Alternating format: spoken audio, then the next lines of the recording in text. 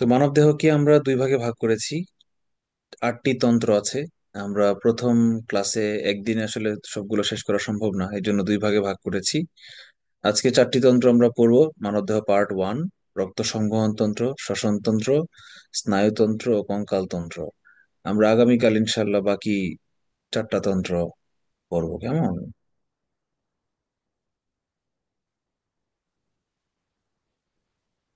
রক্ত সংবহন তন্ত্র, blood circulatory system. Blood এক প্রকার টিস্যু। আমাদের টিস্যু তন্ত্র যখন বলেছিলাম, তখন বলেছিলাম যে ব্লাড হচ্ছে লিকুইড কানেকটিভ টিস্যু, মানে হচ্ছে রক্ত এক প্রকার তরল যোজক কলা, কানেকটিভ টিস্যু। রক্তের উপাদান মোটা দাগে দুইটা। কি কি? একটা হচ্ছে রক্তরস, যেটা আমাদের লিকুইড, এবং রক্তকণিকা, ব্লাড পার্টিকেল বা কর্পাসল বলা হয়। রক্তকে আপনি চিনির শরবতের সঙ্গে তুলনা করেন। আপনি একটা গ্লাসে যদি 55 চামচ পানি দিয়ে 45 চামচ চিনি দিয়ে গুলিয়ে ফেলেন, তাহলে সেটা রক্ত হয়ে যাবে। ঠিক আছে, 55% হচ্ছে রক্তরস, আর 45% হচ্ছে রক্তকণিকা। রক্তর ফিজিক্যাল অ্যাপিয়ারেন্স কেমন? রক্ত দেখতে কেমন? রক্ত হালকা হলুদ বর্ণের। তরল অংশ যেটা, সেটাকে বলে প্লাজমা বা রক্ত। রক্তকে যদি আমরা সার্কুলেট করে দুইটা ভাগে ভাগ করে ফেলতে পারি, আলাদা করতে পারি, রক্ত থেকে প্লাজমা আলাদা করা যায় এবং ব্লাড কর্পাসল বা রক্তকণিকাও আলাদা করা যায়। প্লাজমাকে যখন আমরা প্লাজমা বা রক্তরসকে যখন আমরা আলাদা করে ফেলবো, তখন আমরা দেখব সেটার কালারটা হালকা হলুদ, মানে অনেকটা ঘিয়ের মতো আর কি। খুব সুন্দর দেখতে। আর কণিকাগুলো তিনটা, তিন প্রকার। কি কি? প্রধানত তিন প্রকার। কি কি? লোহিত রক্তকণিকা, ইংলিশে বলা হয় রেড ব্লাড কর্পাসল, আরবিসি। আর এটা হচ্ছে শ্বেত রক্তকণিকা, শ্বেত শব্দের অর্থ হচ্ছে সাদা, ইংলিশে বলা হয় হোয়াইট ব্লাড সেল বা হোয়াইট ব্লাড কর্পাসল, ডব্লিউবিসি। আরেকটা হচ্ছে অনুচক্রিকা, প্লেটলেট। কালকে যেটা বলেছিলাম যে অনেকে প্লাটিলেট বলে থাকে ভুল করে, এটা অ্যাকচুয়ালি প্লেটলেট। অনুচক্রিকা। এই তিন ধরনের কণিকাই আমাদের রক্তে থাকে। মানুষের শরীরের নিয়ার অ্যাবাউট 8% হচ্ছে রক্ত। একজন মানুষের ওজন যদি 80 কেজি হয়, তাহলে তার 8% হবে আনুমানিক 6, 7, 6.5 কেজি, সেটা হবে রক্ত। পূর্ণ বয়স্ক মানুষের দেহে রক্তের পরিমাণ আনুমানিক 5-6 লিটার। ওই যে ধরেন, যদি মানুষের ওজন যদি 70 কেজি হয় গড়ে, তাহলে সেটা হতে পারে 5 বা 6 লিটার, মানে 8%। রক্তের রক্ত সামান্য ক্ষারীয়। ক্ষারীয় মানে কি? অ্যাসিড ক্ষার, সেই ক্ষার। তার মানে তার পিএইচ হবে 7 হচ্ছে নিউট্রাল, 7 থেকে 14 পর্যন্ত হচ্ছে ক্ষার। তার মানে এর পিএইচ হবে 7-এর চেয়ে একটু বেশি। কেমন বেশি? পিএইচ এর মান হবে আনুমানিক 7.4 গড়ে। সো সর্বনিম্ন 7.35 হতে পারে, সর্বোচ্চ 7.45 হতে পারে। তো এই প্যারাটার প্রত্যেকটা লাইন ইম্পর্টেন্ট, প্রত্যেকটা লাইন একটা একটা আলাদা আলাদা তথ্য দিচ্ছে। So each and every part is important and you will memorise it very well.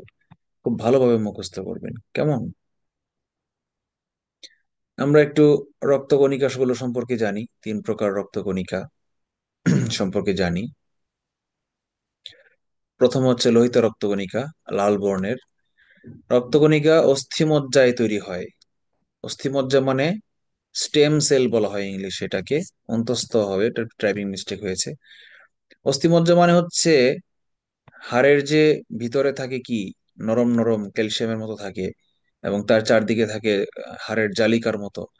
তো এগুলাকে অস্থিমজ্জা বলা হয়। হাড়ের কোরের মধ্যে তৈরি হয় হচ্ছে লোহিত রক্তকণিকা। এবং বয়সপ্রাপ্ত হলে প্লীহায় সঞ্চিত হয় এবং এক পর্যায়ে ধ্বংসপ্রাপ্ত হয়ে যায়।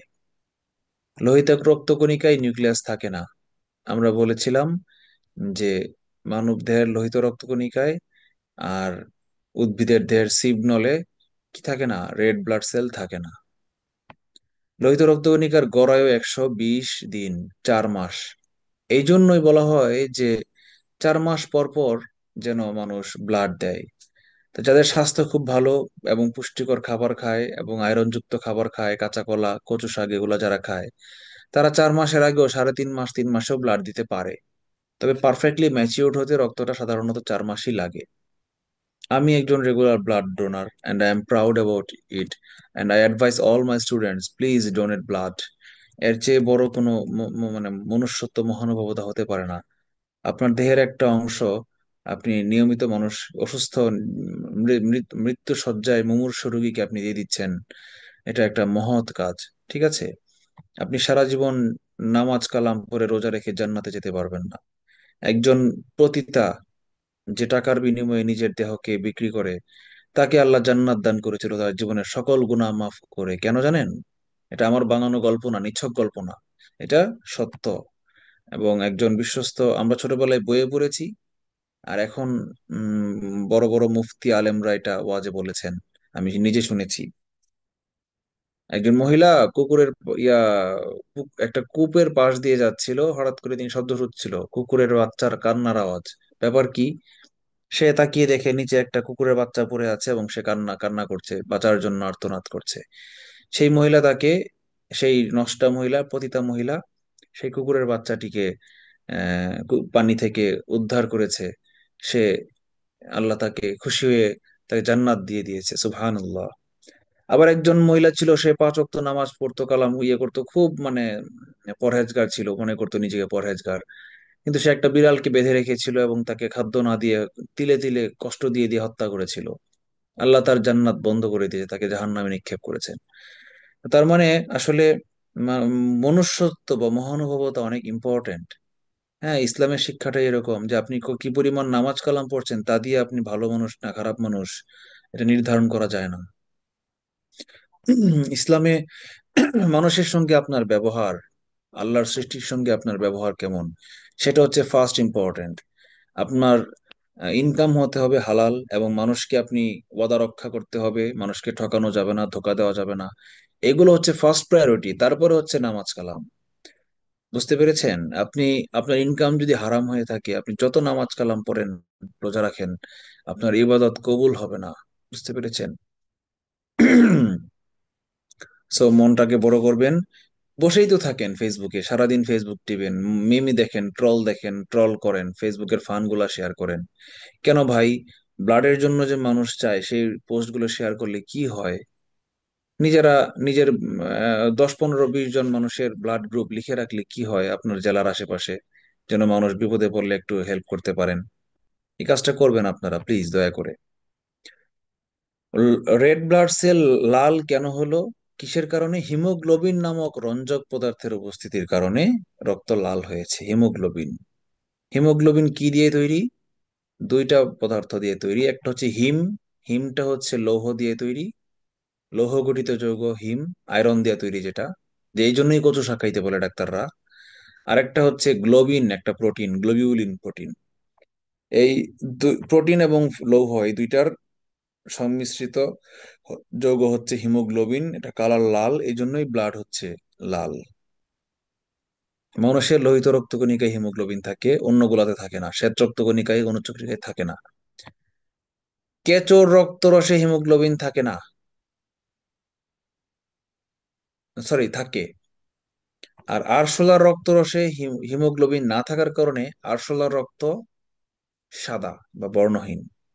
যেসব প্রাণীর রক্ত সাদা বুঝবেন সেই সব প্রাণী রক্তেই হিমোগ্লোবিন নাই, এই জন্য। আচ্ছা, হিমোগ্লোবিনের দুইটা পার্ট অলরেডি বলে ফেলেছি আমি। হিমোগ্লোবিনের কাজ কি?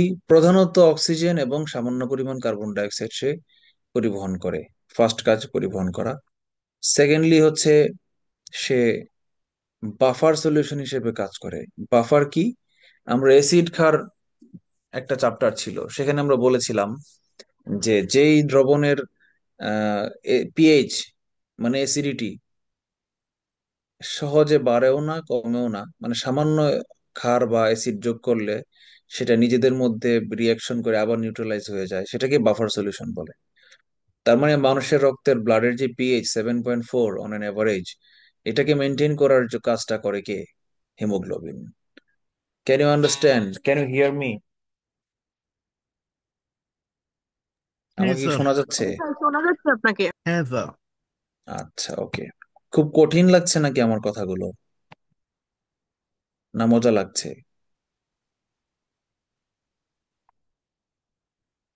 আচ্ছা, রক্তে হিমোগ্লোবিনের পরিমাণ হ্রাস পাওয়াকে রক্তশূন্যতা বা এনিমিয়া বলে।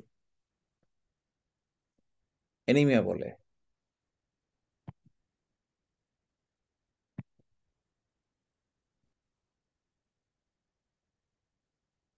ভিটামিন বি 12, ফলিক অ্যাসিড লোহিত রক্তকণিকার পূর্ণতা প্রাপ্তিতে, মানে লোহিত রক্তকণিকা ম্যাচিওর হইতে সহযোগিতা করে। এই জন্য দেখবেন যে মেয়েরা টিনেজ হলে এবং প্রেগন্যান্সি পিরিয়ডে, একটু জাস্ট সেকেন্ড লাইনে থাকেন। হ্যাঁ না, হ্যাঁ বল।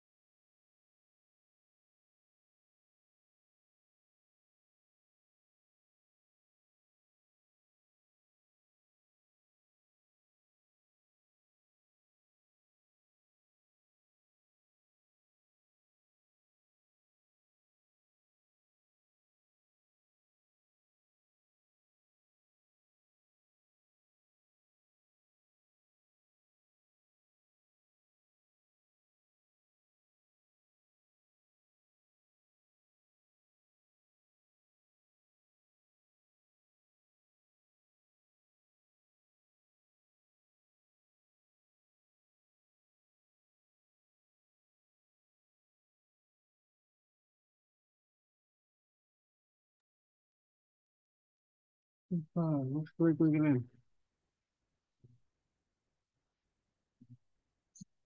ভাই কি কোনো দিকে গেল?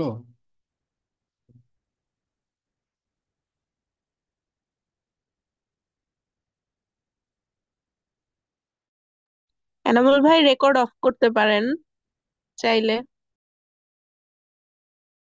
কতক্ষণের জন্য গেছে? বললো যে একটু আসতেছে আর কি। ওকে। আচ্ছা, সো যেটা বলছিলাম যে এই প্রেগনেন্সি পিরিয়ডে এবং পিরিয়ডের সময় মেয়েদেরকে ডাক্তাররা আয়রন এবং ফলিক অ্যাসিড কেন খাইতে বলে? এর কারণ হচ্ছে এই যে ফলিক অ্যাসিড এবং আয়রন, এরা কি করে? রক্ত গঠনে সাহায্য করে। এই দুইটার ঘাটতি হইলে রক্ত শূন্যতা হয়। যেহেতু প্রেগনেন্সির সময় একটা মানুষের পেটের ভিতরে তৈরি হচ্ছে, তার মানে তার জন্য কিছু এক্সট্রা ব্লাড ওখানে সঞ্চিত হয়ে যাচ্ছে, চলে যাচ্ছে তার বডি থেকে। আবার পিরিয়ডের সময় তো ব্লাড সরাসরি বডির বাইরে চলে যাচ্ছে, তার মানে ব্লাডের ঘাটতি হওয়ার একটা সমূহ সম্ভাবনা থাকে। এই জন্যই ডাক্তাররা এই দুইটা সময়ে ফলিক অ্যাসিড এবং আয়রন আলাদাভাবে খেতে বলে, সাপ্লিমেন্ট হিসেবে নিতে বলে খাদ্যের পাশাপাশি। এবং সঙ্গে সঙ্গে বেশি করে কচু শাক এবং কাঁচা কলার তরকারি এগুলো খেতে বলে কিন্তু। শ্বেত রক্তকণিকা, শ্বেত রক্তকণিকা হচ্ছে বডিগার্ড, দেহের বডিগার্ড বলা হয়। দুই প্রকার সাধারণত, একটা হচ্ছে দানাদার আর একটা হচ্ছে অদানাদার, গ্র্যানিউলার, নন গ্র্যানিউলার। দানাদার শ্বেত রক্তকণিকাকে আবার তিন ভাগে ভাগ করা যায়। কি কি? Neutrophil, eosinophil, basophil. আর অদানাদার রক্তকণিকাকে আবার দুই ভাগে ভাগ করা যায়। কি কি? লিম্ফোসাইট এবং মনোসাইট। তার মানে এই পাঁচটা নাম, এরা সবাই হচ্ছে শ্বেত রক্তকণিকা, ঠিক আছে, সাদা কালার। এক কথায় রেড ব্লাড সেল ছাড়া যত সেল পাওয়া যায়, ব্লাড সেল, সেগুলোই হচ্ছে শ্বেত রক্তকণিকা। আর অনুচক্রিকা সম্পূর্ণ আলাদা জিনিস, খুবই ক্ষুদ্র। আচ্ছা, শ্বেত রক্তকণিকার গড় আয়ুকাল কয়েক ঘন্টা থেকে কয়েক দিন পর্যন্ত। লোহিত রক্তকণিকার মতো আর এত লং লাস্টিং হয় না। মানুষের শরীরে শ্বেত রক্তকণিকা এবং লোহিত রক্তকণিকার অনুপাত 1:700। মানে একটা শ্বেত রক্তকণিকা থাকলে 700টা লোহিত রক্তকণিকা থাকে। এই জন্যই রক্তের কালার লাল হয়। মানে এটাই প্রায়োরিটি পাচ্ছে, লাল কালারটাই প্রায়োরিটি পাচ্ছে। হ্যাঁ, এমন বল। জি।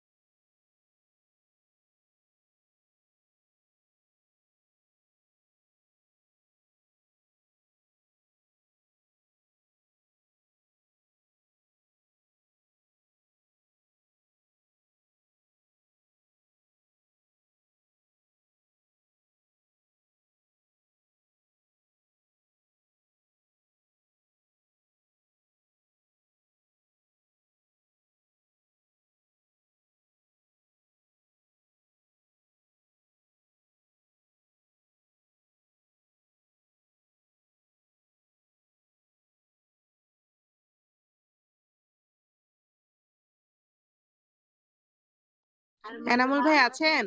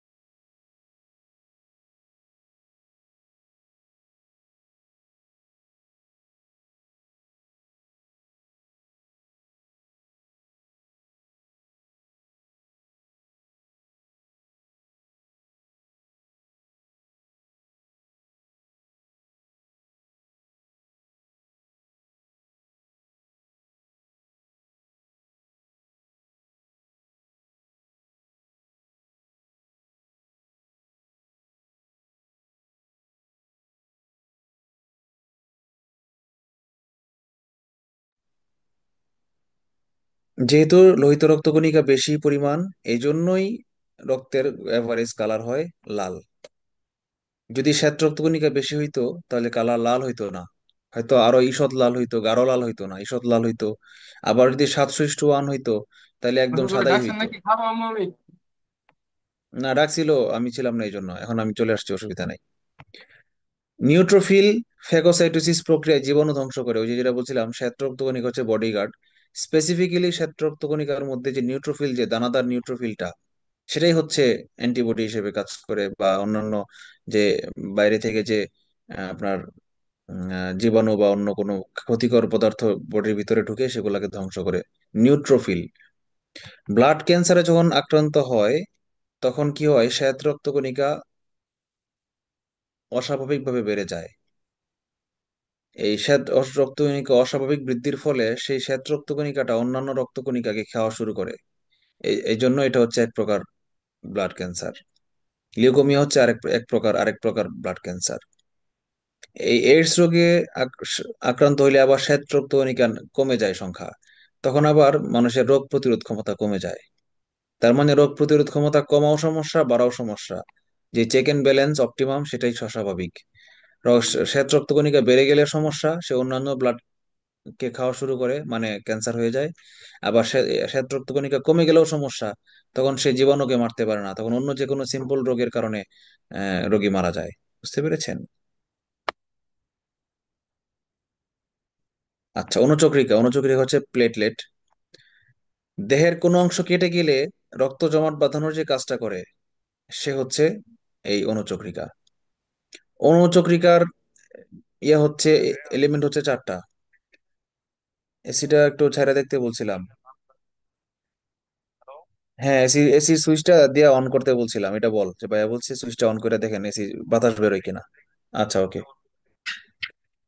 তো 4টা ফ্যাক্টর কি কি? একটা হচ্ছে ফিব্রিনোজেন, আরেকটা হচ্ছে প্রোথ্রম্বিন, আরেকটা হচ্ছে টিস্যু থ্রম্বোপ্লাস্টিন, আরেকটা হচ্ছে ক্যালসিয়াম আয়ন। এই 4টা ফ্যাক্টর এর সাথে হেল্প করে হচ্ছে অণুচক্রিকা, মানে প্লেটলেট। তো এটা মনে রাখার জন্য 4টা জিনিস মনে রাখবেন টেকনিক, সেটা হচ্ছে ফুল পরে, টুপ করে, ফতে ফুল, ফতে ফিব্রিনোজেন, পতে পরে, পতে প্রোথ্রম্বিন, টতে টিস্যু প্রোথ্রম্বিন, টিস্যু থ্রম্বোপ্লাস্টিন, টতে টুপ, আবার কতে হচ্ছে করে, আবার কতে হচ্ছে ক্যালসিয়াম। ফুল পরে টুপ করে fibrinogen, prothrombin, tissue thromboplastin, calcium ion. আর এর সঙ্গে হেল্প করে কে? অণুচক্রিকা। প্লেটলেট কমে গেলে রক্ত জমাট বাঁধবে না। এখন প্রশ্ন হচ্ছে যে মানুষের ভিতরে তো ব্লাড আছে, এবং 4টা জিনিস তো আছে মানুষের ভিতরে, বডির ভিতরে, এবং আম, রক্তকণিকাও ভিতরে আছে, অণুচক্রিকা। তাহলে মানুষের বডির ভিতরে যখন ব্লাড মুভ হচ্ছে শিরা ধমনির ভিতর দিয়ে, তখন কেন রক্ত জমাট বেঁধে যাচ্ছে না? এর কারণ হচ্ছে রক্তের ভিতরে হ্যাপারিন থাকায়, হ্যাপারিন ক্ষরণ হয় অটোমেটিক্যালি, যার কারণে রক্তের ভিতরে দেহে রক্ত জমাট বাঁধে না। ভিটামিন কে রক্ত জমাট বাঁধার ফ্যাক্টর তৈরি করে। এই জন্য আমরা খাদ্য ও পুষ্টি ক্লাসে বলেছিলাম যে ভিটামিন কে না থাকলে রক্ত জমাট বাঁধে না, ব্লিডিং দীর্ঘ সময় হইতেই থাকে। তাহলে এই যে 4টা ফ্যাক্টর আছে, এই ফ্যাক্টর গুলা তৈরিতে হেল্প করে কে? Vitamin K. তার মানে ভিটামিন কে ও রক্ত জমাট বাঁধার জন্য ইম্পর্টেন্ট। তাহলে আমরা এখানে 7টা জিনিসের নাম শিখলাম। কি কি? 4টা হচ্ছে ফ্যাক্টর, আর হচ্ছে ব্লাড সেল একটা, হচ্ছে অণুচক্রিকা। আর এই 4টা ফ্যাক্টর তৈরিতে হেল্প করে কে? Vitamin K. জিনিস শিখলাম আমরা 6টা। এই 6টা জিনিস রক্ত জমাট বাঁধতে হেল্প করে। আর বডির ভিতরে ব্লাড ভেইন বা আর্টারির ভিতরে রক্ত জমাট বাধা দেয় কে? হ্যাপারিন। তো সবগুলা পয়েন্ট কিন্তু ইম্পর্টেন্ট, প্রত্যেকটাই কিন্তু এখানে পরীক্ষায় আসতে পারে। বুঝতে পেরেছেন?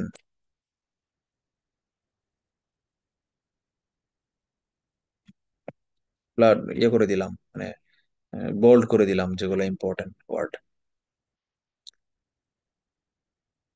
রক্ত রসের কাজ কি? এতক্ষণ আমরা রক্তকণিকা বললাম, এবার আমরা দেখি রক্ত রসের কাজ কি। রক্তরস হচ্ছে ক্ষুদ্রান্ত হতে খাদ্য সার, মানে গ্লুকোজ, কার্বোহাইড্রেট হচ্ছে গ্লুকোজ, প্রোটিন হচ্ছে অ্যামাইনো অ্যাসিড, আর ফ্যাট হচ্ছে ফ্যাটি অ্যাসিড। এই 3 প্রকার খাদ্যের 3 প্রকার খাদ্য সার আছে। আমরা কার্বোহাইড্রেট খাইলে সেটা বডিতে গ্লুকোজ হিসেবে সংশ্লেষিত হয়। আমরা প্রোটিন খাইলে সেটা বডি প্রোটিন খাইতে পারে না, প্রোটিনকে বডি অ্যাবজর্ব করতে পারে না, বডি অ্যাবজর্ব করে অ্যামাইনো অ্যাসিড আকারে। আবার ফ্যাট যে আমরা খাই, সেই ফ্যাটকে বডি খাইতে পারে না। বডি চিনে কি? বডি চিনে ফ্যাটি অ্যাসিড এবং গ্লিসারল। এই ফ্যাটি অ্যাসিডটা হচ্ছে আমাদের বডির খাদ্য হিসেবে কাজে লাগে। সো এই তিনটা খাদ্য সারকে রক্তের রক্তরসের মাধ্যমে বডির বিভিন্ন টিস্যুতে পৌঁছে যায়। আবার টিস্যু থেকে উৎপন্ন কার্বন ডাই অক্সাইড রক্তরসের মাধ্যমে ফুসফুসে পৌঁছে। আবার টিস্যু হতে বর্জ্য পদার্থ, যেমন হচ্ছে ইউরিয়া, ইউরিক অ্যাসিড, এগুলা রেচনের জন্য রেচনের জন্য কিডনিতে বা বৃক্কে নিয়ে যায় কে? রক্তরস। রক্তরসের বাইকার্বনেট এবং ফসফেট বাফার অ্যাসিড ক্ষারের পিএইচ রক্ষা করে। তার মানে পিএইচ রক্ষা করার কাজটা রক্তরসেও করে, আবার লোহিত রক্তকণিকাও করে। দুইজন মিলেই করে। অন্তঃক্ষরা গ্রন্থি হতে উৎপন্ন হরমোন। অন্তঃক্ষরা গ্রন্থি মানে গ্রন্থি দুই প্রকার, একটা হচ্ছে অন্তঃক্ষরা গ্রন্থি, যেটা থেকে নিঃসৃত হয় হরমোন। আর একটা হচ্ছে বহিঃক্ষরা গ্রন্থি, যেখান থেকে নিঃসৃত হয় এনজাইম। আমরা অন্য ক্লাসে পড়বো। হ্যাঁ ইমন কি বলছে? হ্যাঁ। আচ্ছা ঠিক আছে, অসুবিধা নেই, গেছে গা গেছে গা। ল- হ্যাঁ টাকাতে কালকে আনাইতেছি। আচ্ছা লাইট কি এখনো জ্বলছিল? আজকে জ্বলছিল? লাইট জ্বলে নাই? ও, বিকালে কিন্তু জ্বলছিল একটু আগে, ওই যে আমি ছবি তুললাম যে ওই সময় কিন্তু জ্বলছিল। ফ্যান ঘুরে নাই? জ্বললেও পরে জ্বলবে না, আবার ডিস্টার্ব করবে, তার চেয়ে বরং চেঞ্জ করে ফেলি। কালকে অর্ডার দিছি, কালকে চলে আসবে। আচ্ছা ফোন রাখি, আমি ক্লাসে আছি। হ্যাঁ, আর কোনো জরুরি আলাপ আছে? প্যানেল কালকে আসবে। প্যানেল কালকে আসবে। আর দাদারে বলেন যে গ্যাসটা চেক করতে, গ্যাসটা চেক করলে পরে আমাকে জানায়েন।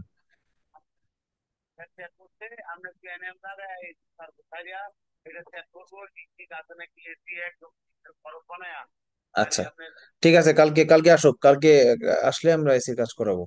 আর দাদারে বলেন 3,000 টাকা লাগুক, লেতে পাঠাই দিতে বলেন, কোনো আলাপ নাই। আচ্ছা। হ্যাঁ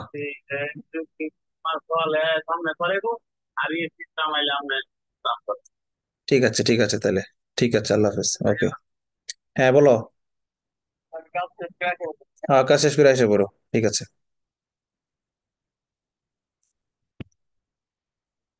হরমোন এবং এনজাইম এই দুইটাকেই ক্যারি করে কে? ব্লাড বিভিন্ন অঙ্গে পৌঁছায় দেয়।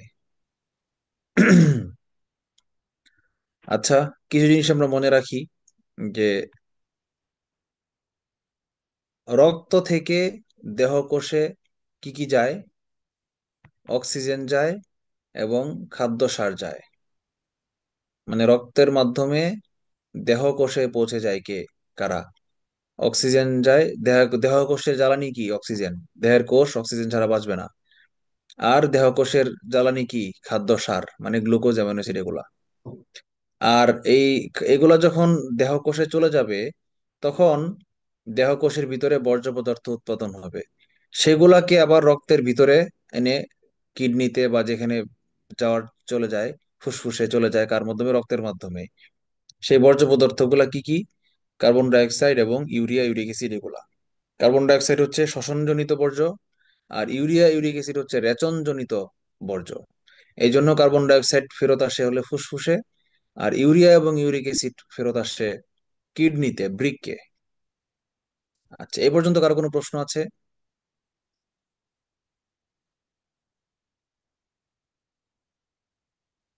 আমাকে শোনা যাচ্ছে? জি স্যার, শোনা যাচ্ছে। আচ্ছা, প্রশ্ন নাই। ঠিক আছে। রক্তের গ্রুপ চারটা। বিজ্ঞানী একজন ছিলেন, নাম কার্ল ল্যান্ডস্টেইনার। তিনি মানুষের রক্তকে চারটা গ্রুপে ভাগ করেছেন। কি কি? এ, বি, এ বি এবং ও। ও রক্ত গ্রুপকে বলা হয় নিঃস্ব, জিরো। ওর চেহারাটা জিরোর সাথে মিলাচ্ছে না, তার মানে মনে রাখবেন জিরো হচ্ছে নিঃস্ব, কারণ জিরো সবাইকে দিয়ে দিছে।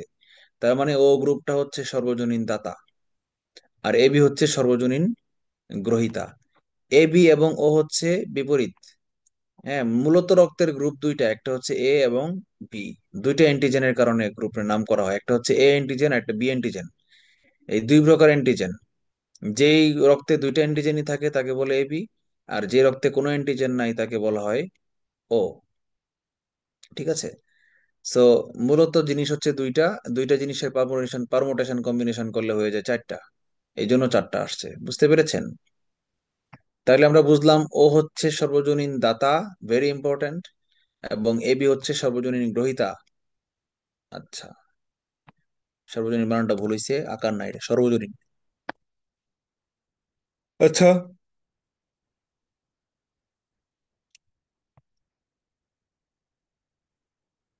ও গ্রুপের রক্ত যে কোনো গ্রুপের মানুষ গ্রহণ করতে পারে, মানে যার বডিতে ও গ্রুপ আছে সেও গ্রহণ করতে পারে।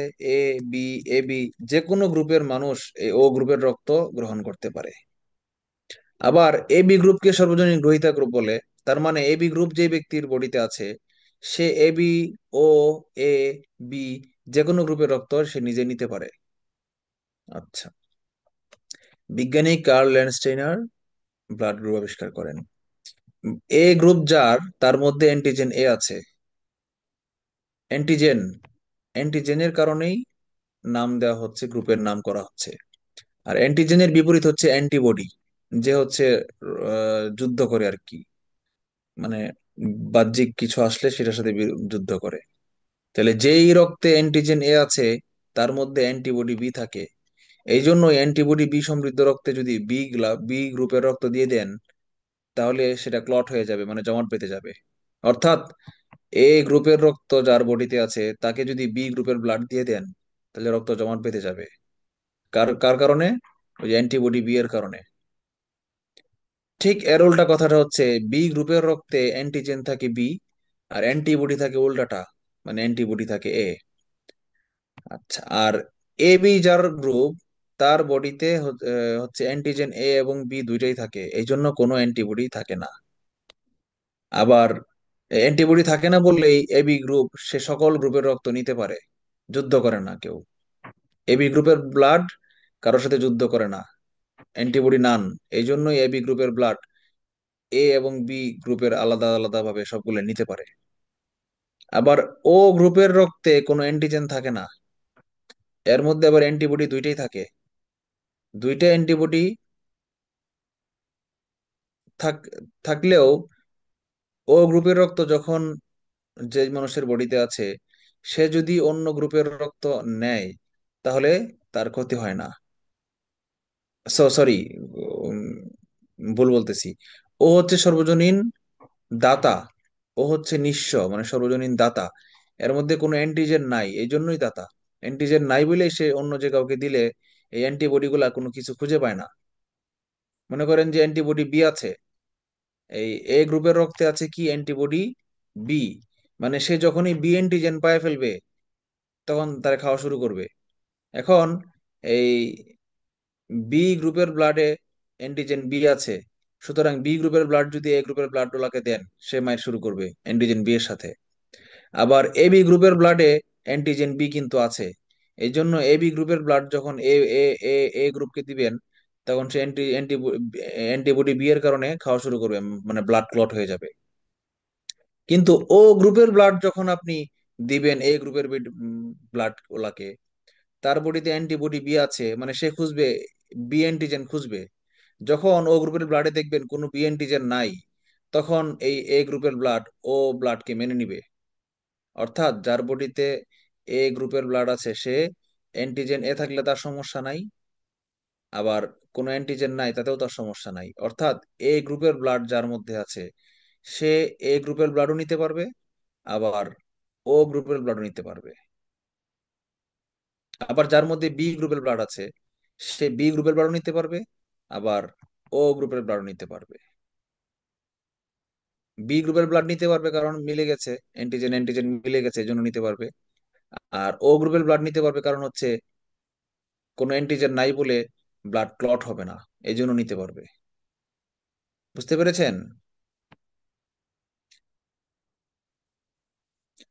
আচ্ছা, আরেকটা জিনিস আছে রক্তের আরএইচ ফ্যাক্টর, শুধু যে এই এ বি, এ বি ও এই চারটা মিললেই হবে তা না, এর সঙ্গে আবার প্লাস মাইনাস এর ফ্যাক্টরও আছে। ঠিক আছে। এই প্লাস মাইনাস ফ্যাক্টরটাকে বলা হয় রেশাস ফ্যাক্টর, আরএইচ ফ্যাক্টর।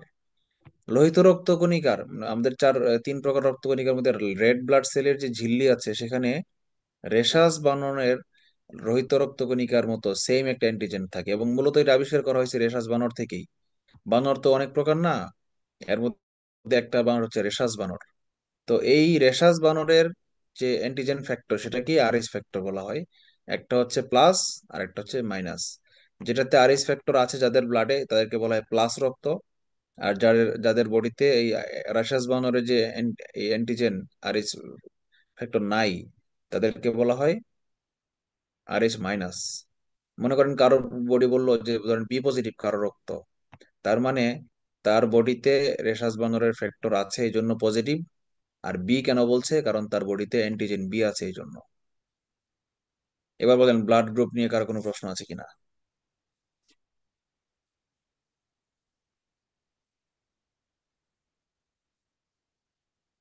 নাই? মুখস্থ করে ফেলবেন এই ছকটা, ঠিক আছে, ইম্পর্টেন্ট। আমি কিন্তু সব ছক মুখস্থ করতে বলি নাই, এই ছকটা মুখস্থ করে ফেলবেন। ব্লাডকে পাম্প করে যে যন্ত্রটা, তার নাম হচ্ছে হার্ট। হার্টের সঙ্গে আসলে ইমোশনের কোনো সম্পর্কই নাই। আমরা ভালোবাসার প্রতীক হিসেবে হার্ট চিহ্ন দেই, কিন্তু ভালোবাসা হার্ট থেকে আসে না। ভালোবাসা আসে আসলে ব্রেন থেকে। মানে কবিরা যে কি ইললজিক্যাল! আমি যদি কবি হইতাম, জীবনে বলতাম না আমি তোমাকে হৃদয় দিয়ে ভালোবাসি। আমি তোমাকে বলতাম আমি তোমাকে আমার ব্রেন দিয়ে ভালোবাসি। এই জন্যই বলা হয় যে ইমোশনাল, আবেগ কাজ করেছে, বিবেক কাজ করে না। কবিদের আসলে বিবেক কখনোই কাজ করে না, ওদের সবসময় আবেগই কাজ করে। এই জন্য এরা এই জন্য এরা হার্ট স্যার দিয়ে চিন্তা তাহলে করে। কষ্ট অনুভব করলে কেন হার্টেই চাপ পড়ে? কখনোই কষ্ট অনুভব করলে হার্টে চাপ পড়ে না, কষ্ট অনুভব করলে ব্রেনেই চাপ পড়ে। আমার তো মাথা গরম হয়ে যায় কষ্ট অনুভব করলে, চোখ লাল হয়ে যায়। কখনো তো হার্টবিট বেড়ে যায় না। হার্টবিট বেড়ে যায় তো ভয় পাইলে না। ভয় পাইলে বা প্রচুর এক্সাইটমেন্ট হইলে হার্টবিট বেড়ে যায়, কষ্ট পাইলে কোনোদিন হার্টবিট বাড়ে বা কমে? ভয় পাইলে হার্টবিট বাড়ে, দৌড়াইলে হার্টবিট বাড়ে। হ্যাঁ, একটা একটা হরমোন আছে, এটার নাম হচ্ছে, একটা হচ্ছে ডোপামিন, আর একটা হরমোন আছে সেটার নাম হইলো, আজব ব্যাপার, ভুলে গেলাম তো।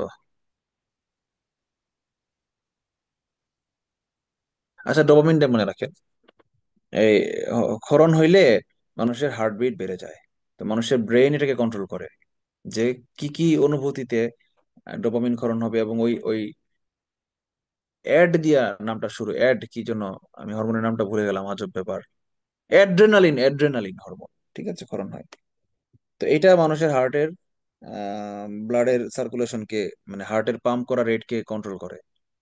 তো সো এই যে থিঙ্কিং গুলা, এগুলা কিন্তু আসে ব্রেন থেকে। কষ্ট পাওয়াটা ব্রেনে চিন্তা করে, আমি কষ্ট পাইলাম না কি পাইলাম, এটা তো চিন্তা করে ব্রেন, হার্ট তো চিন্তা করে না। ঠিক আছে। আসলে নায়িকারা নায়কের মাথায়, বুকে মাথা রাখে তো, হাইট একটু কম তো, বুক বরাবর তো। এই জন্য নায়িকারা যখন নায়ককে জড়িয়ে ধরে তখন কানটা থাকে একেবারে হার্ট বরাবর। তখন নায়িকারা হার্টই শুনে, ব্রেন শুনে না। এই জন্য বলে আমার জামাই আমাকে হার্ট দিয়ে ভালোবাসে। যা শুনে তাই বলে। এই জন্য কবিরা বলে যে হার্ট দিয়ে ভালোবাসে, আসলে হার্ট দিয়ে কেউ ভালোবাসে না, ভালোবাসে ব্রেন দিয়ে। ঘৃণাও করে ব্রেন দিয়ে। ভালোবাসা, ঘৃণা, ভয়, আনন্দ, দুঃখ, এগুলো সব অনুভূতি হচ্ছে আসে কোত্থেকে? ব্রেন থেকে।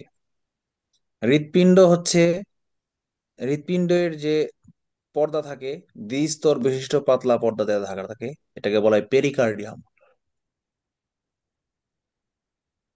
কার্ডিও শব্দটার অর্থই হচ্ছে হার্ট, কার্ডিওলজি মানে হার্ট তন্ত্র, হৃদতন্ত্র। ঠিক আছে। পেরিকার্ডিয়াম মানে হচ্ছে পর্দা অফ কার্ডিয়াম, মানে কার্ডিয়ামের পর্দা, মানে হৃৎপিণ্ডের পর্দা, পেরিকার্ডিয়াম। হৃৎপিণ্ড তিন স্তর বিশিষ্ট পেশি দ্বারা গঠিত। কি কি? Epicardium, myocardium, endocardium.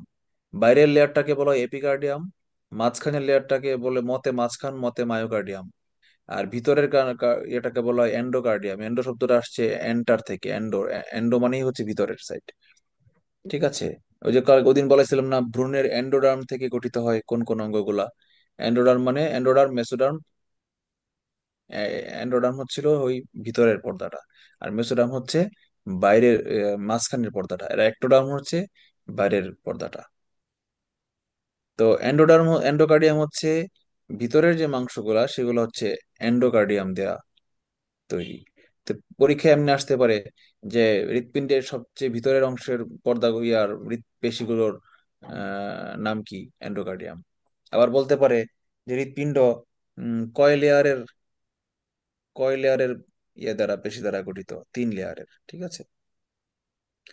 পূর্ণবয়স্ক মানুষের হৃৎপিণ্ডের ওজন আনুমানিক 300 গ্রাম। মানুষের হৃৎপিণ্ডে প্রকোষ্ঠ আছে 4টা, মানে প্রকোষ্ঠ মানে চেম্বার আর কি, যেটার ভিতরে ব্লাড পাম্প করে আর কি। তো উপরে বলা হয় ডান, ডান, উপরে 2টা অলিন্দ, একটাকে ডান পাশেরটাকে বলে ডান অলিন্দ, বাম পাশেরটাকে বলে বাম অলিন্দ।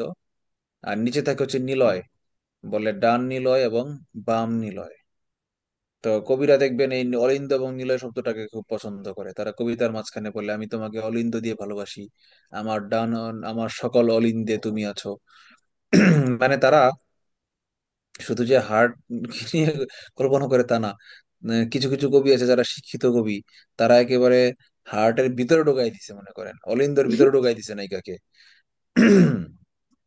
হৃৎপিণ্ডের প্রকোষ্ঠের প্রসারণকে বলে ডায়াস্টল। এই জন্য এটাকে ডায়াস্টলিক প্রেসার বলে, মানে হৃৎপিণ্ড প্রসারিত হওয়ার সময় যে চাপটা থাকে সেটাকে বলে ডায়াস্টলিক প্রেসার। আর হৃৎপিণ্ডের সংকোচনকে বলে সিস্টোল।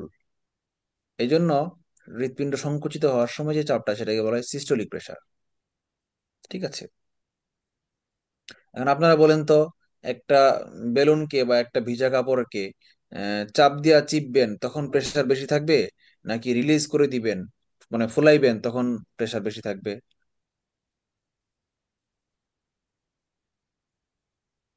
বলেন,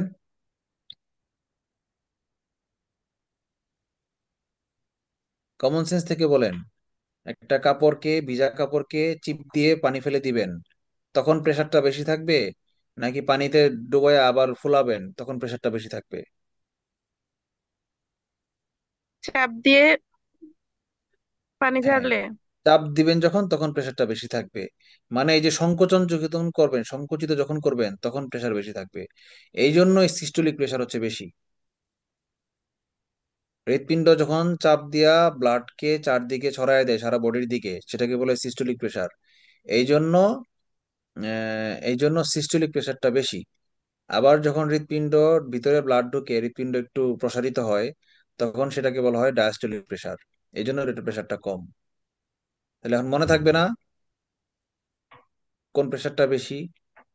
বলে না, স্বাভাবিক মানুষের হৃদ প্রেসার হচ্ছে 80/100 বা 100/80। তার মানে, সরি, 120/80। তার মানে প্রসারণের সময় প্রেসার থাকে 80, প্রসারণের সময় প্রেসার কম থাকে। আর সংকুচিত হয়ে যখন যায় তখন তার প্রেসারটা লাগে বেশি, তখন সেটা হচ্ছে 120। তার মানে রক্তের সংকোচনের প্রেসার হচ্ছে 120, বা সিস্টোলিক প্রেসার কত? 120। যদি বলে নর্মাল সিস্টোলিক প্রেসার কত, বলবেন 120। যদি বলে পরীক্ষা আসে নর্মাল ডায়াস্টোলিক প্রেসার কত, বলবেন 80। মানে একশো এখন দশ কোন, থাকে। 110ও থাকে, 130ও থাকে, বয়সের উপর ডিপেন্ড করে, লিঙ্গভেদে নির্ভর করে। ছাড়া আমার পুরুষ, যাই না। কি? 110 আর 70 এরকম থাকে সবসময়। আমার তো আমি মোটা হওয়ার আগেও তো, আমি জাস্ট 3-4 বছর আগেও, 5 বছর আগেও আমার প্রেশার থাকতো 65/105। তার মানে আমার জন্য ওইটাই নর্মাল ছিল। আমার যদি 80/120 হইতো, তাহলে বুঝে নিতেন আমি এই মুহূর্তে হাই প্রেসারে আছি, স্বাভাবিকের চেয়ে বেশি অবস্থায় আছি। আবার এখন আমার নর্মাল প্রেসার হচ্ছে 80/120। হয়তো আর 10-15 বছর পরে আমার নর্মাল প্রেসার থাকবে 85/90 বা 130। বয়সের সাথে নর্মাল প্রেসার আপ ডাউন করে। সবসময় যে প্রেসারটা থাকে সেটাই হচ্ছে প্রেসার। শিশুদের প্রেসার কম থাকে, আপনি মেপে দেখেন, দেখবেন 55 বা 60 আসবে নিচেরটা, আর উপরেরটা আসবে 105, 100, 105, 107 এরকম আসবে আর কি। শিশুদের, টিনেজের আগের শিশুদের। কারণ যতই বয়স হচ্ছে ততই কি হচ্ছে, রক্তের ভিতরে কোলেস্টেরল জমছে, ব্লাড সেলের ভিতরে, ব্লাড ভেসেলের ভিতরে ব্লাড, এবং হচ্ছে কোলেস্টেরল এবং প্লাক জমছে, সিগারেটের নিকোটিন জমছে, সীসা খাচ্ছি বাতাস থেকে ধোঁয়ার সাথে, ঢাকা শহরের যানজটে বসে, সেই সীসা জমছে। তারপরে চর্বি, অপদ্রব্য খাচ্ছি, ভেজাল খাচ্ছি, খাদ্যের খাদ্যের ভেজাল জমছে, কোলেস্টেরল খাচ্ছি, চর্বিযুক্ত খাবার খাচ্ছি, সেই চর্বির কোলেস্টেরল ঢুকছে। এইসব অপদ্রব্যকে একসঙ্গে বলা হয় প্লাক, PLAQUE, প্লাক। এই প্লাক যখন জমে রক্তের ভিতরে, রক্তবাহিকার ভিতরে, তখন সে রক্তের ভিতরের জায়গাটা সঞ্চিত হয়ে যায়, তখন প্রেসার বেড়ে যায়, রক্তের চাপ বেড়ে যায়। মানে বয়স যত হতে থাকবে ততই আমার রক্তের চাপ বাড়তে থাকবে। এখন সবই বুঝলাম, কিন্তু পরীক্ষার হলে পরীক্ষা আসছে যে সিস্টোলিক প্রেসার নর্মালি কত থাকে। এখন আপনি জানেন সংকোচনের প্রেসার বেশি থাকে, মনে আছে স্যার ইজিলি বুঝাইছিল ক্লাসের মধ্যে, আর প্রসারণের প্রেসার কম থাকে। কিন্তু সিস্টোল মানেটা কি সংকোচন না প্রসারণ, এটা ভুলে গেছেন। তাহলে মনে রাখবেন, পরীক্ষা হলে বসে মনে করবেন স্যার একটা ছন্দ শিখাইছিল, দন্তার সাথে সংকোচন, দন্তার সাথে সিস্টোল, মানে সিস্টোলের প্রেসারটাই সংকোচন, তার মানে সিস্টোলের প্রেসারটাই বেশি। আর বলবেন জীবনে? বলবেন না।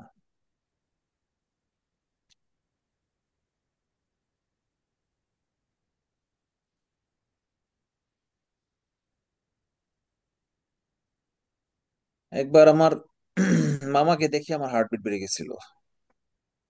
আমাদের মামার বাড়িতে আমার বয়স তখন মেবি, আমার স্মৃতির পাতার সবচেয়ে প্রথম দিকের ঘটনাগুলো হলো এটা। মানে মানুষ সর্বনিম্ন কোন বয়সের কথা মনে পড়তে পারে।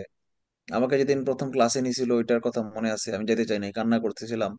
আব্বু আমাকে, আমি বিছানায় দাঁড়ায় শার্ট পরাই দিচ্ছিল, বলতেছিল বোকা ছেলে, সবাই স্কুলে যাওয়ার জন্য পাগল হয়ে যায় আর তুই বলে স্কুলে যাবি না। আমি না ছোটবেলায় খুবই ভীতু ছিলাম এবং ইন্ট্রোভার্ট ছিলাম। স্কুলে গেলে এতগুলা মানুষ আমাকে দেখে ফেলবে, আমি স্কুলে যাচ্ছি, আমার ভয় লাগতো।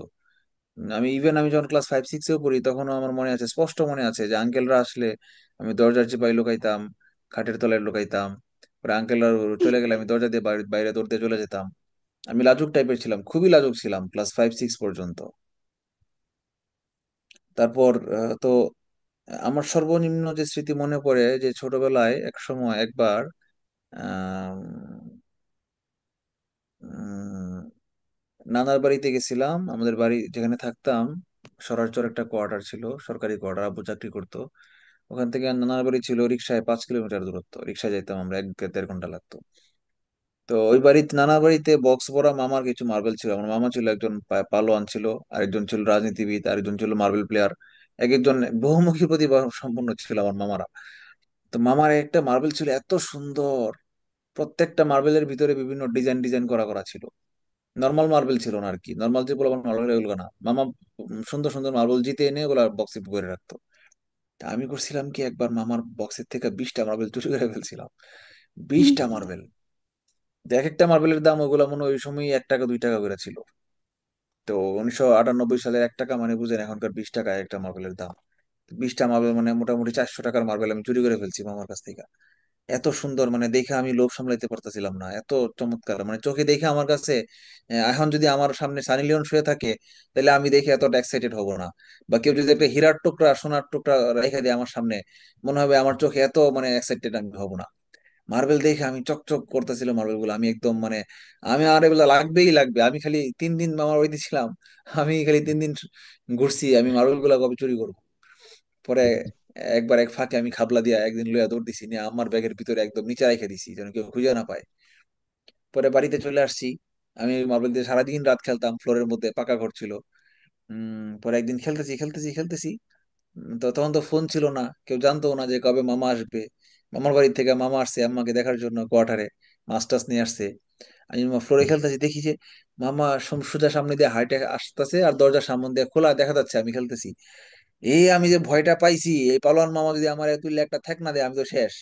তাড়াতাড়ি মার্বেল সবগুলা গুছায় 20টা লইয়া দৌড় দিছি বাইরে, আরেক দরজা দিয়ে আমি পলাইছি আর কি, বুঝছেন। পর বিকালে মনে আসছি যে কোন সময় মামা যাবে, খালি খবর নেই যে মামা গেছে কি গেছে না। মামা এমন ভয় পাইছিলাম আমি ওই দিন মামারে দেখা, বুঝছেন। ওকে, রক্তবাহিকা, ব্লাড। আরেকদিন ভয় পাইছিলাম, রাতে ভূতের ভয় পাইছিলাম। কি যেন দেখছিলাম মনে নাই, ভয় পেয়ে আমার নিঃশ্বাস বন্ধ হয়ে যাচ্ছিল এবং হার্টবিট বেড়ে গেছিল। আচ্ছা, রক্তবাহিকা 3 প্রকার: ধমনী, শিরা এবং কৈশিক জালিকা। ধমনী হচ্ছে বিশুদ্ধ রক্ত পরিবহন করে, যেটা হচ্ছে লাংস থেকে, সরি, হার্ট থেকে সারা বডির চারদিকে সবগুলা কোষের দিকে নিয়ে যায়, এটাকে ধমনী বলে, ইংলিশে বলে আর্টারি। আর শিরা হচ্ছে দূষিত রক্ত বহন করে। দূষিত মানে কি? কার্বন ডাইঅক্সাইড যুক্ত। আর বিশুদ্ধ মানে কি? অক্সিজেন যুক্ত। তার মানে ধমনী হচ্ছে অক্সিজেন যুক্ত রক্তকে হৃৎপিণ্ড থেকে দেহের দিকে বহন করে কে? ধমনী। আর শিরা কি করে? কার্বন ডাইঅক্সাইড যুক্ত রক্ত, এটা নাই, আছে তো, নিচে আছে তো, এই যে দেখেন, এই অক্সিজেন সমৃদ্ধ রক্ত হুম বহন করে ধমনী। আর শিরাগুলা কি করে? কার্বন ডাইঅক্সাইড যুক্ত দূষিত রক্ত বহন করে।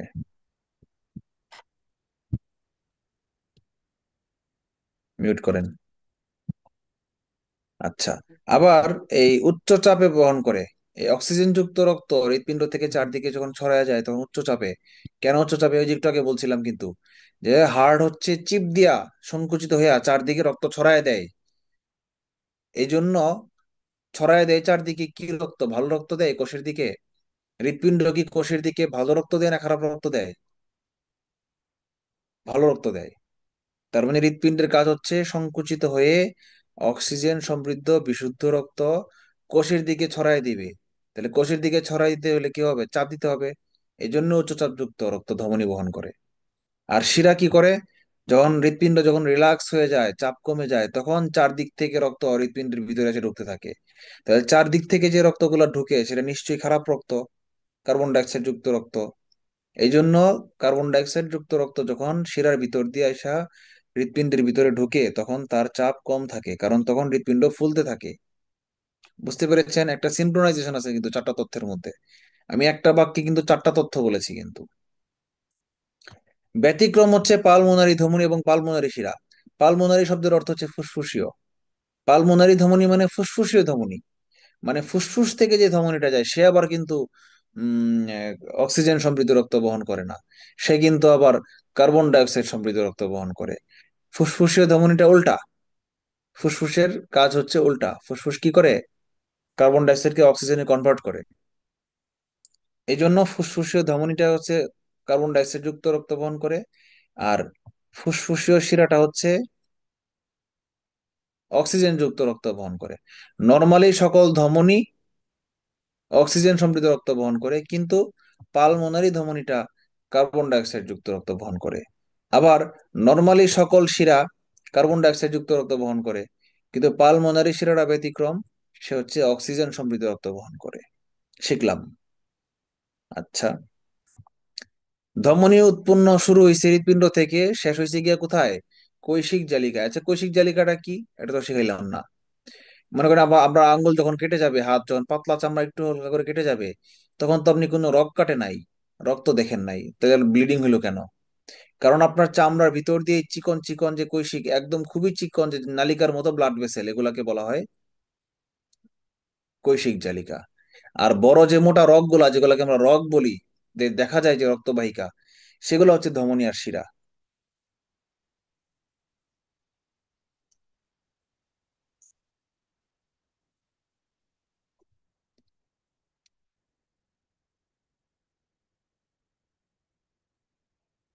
ধমনীর প্রাচীর হচ্ছে পুরু শক আচ্ছা, এক কাজ করি, আমি এখানে একটা এন্টার দিয়ে ধমনীটা নিয়ে আসি, নাহলে আপনাদের বারবার ভুল হচ্ছে।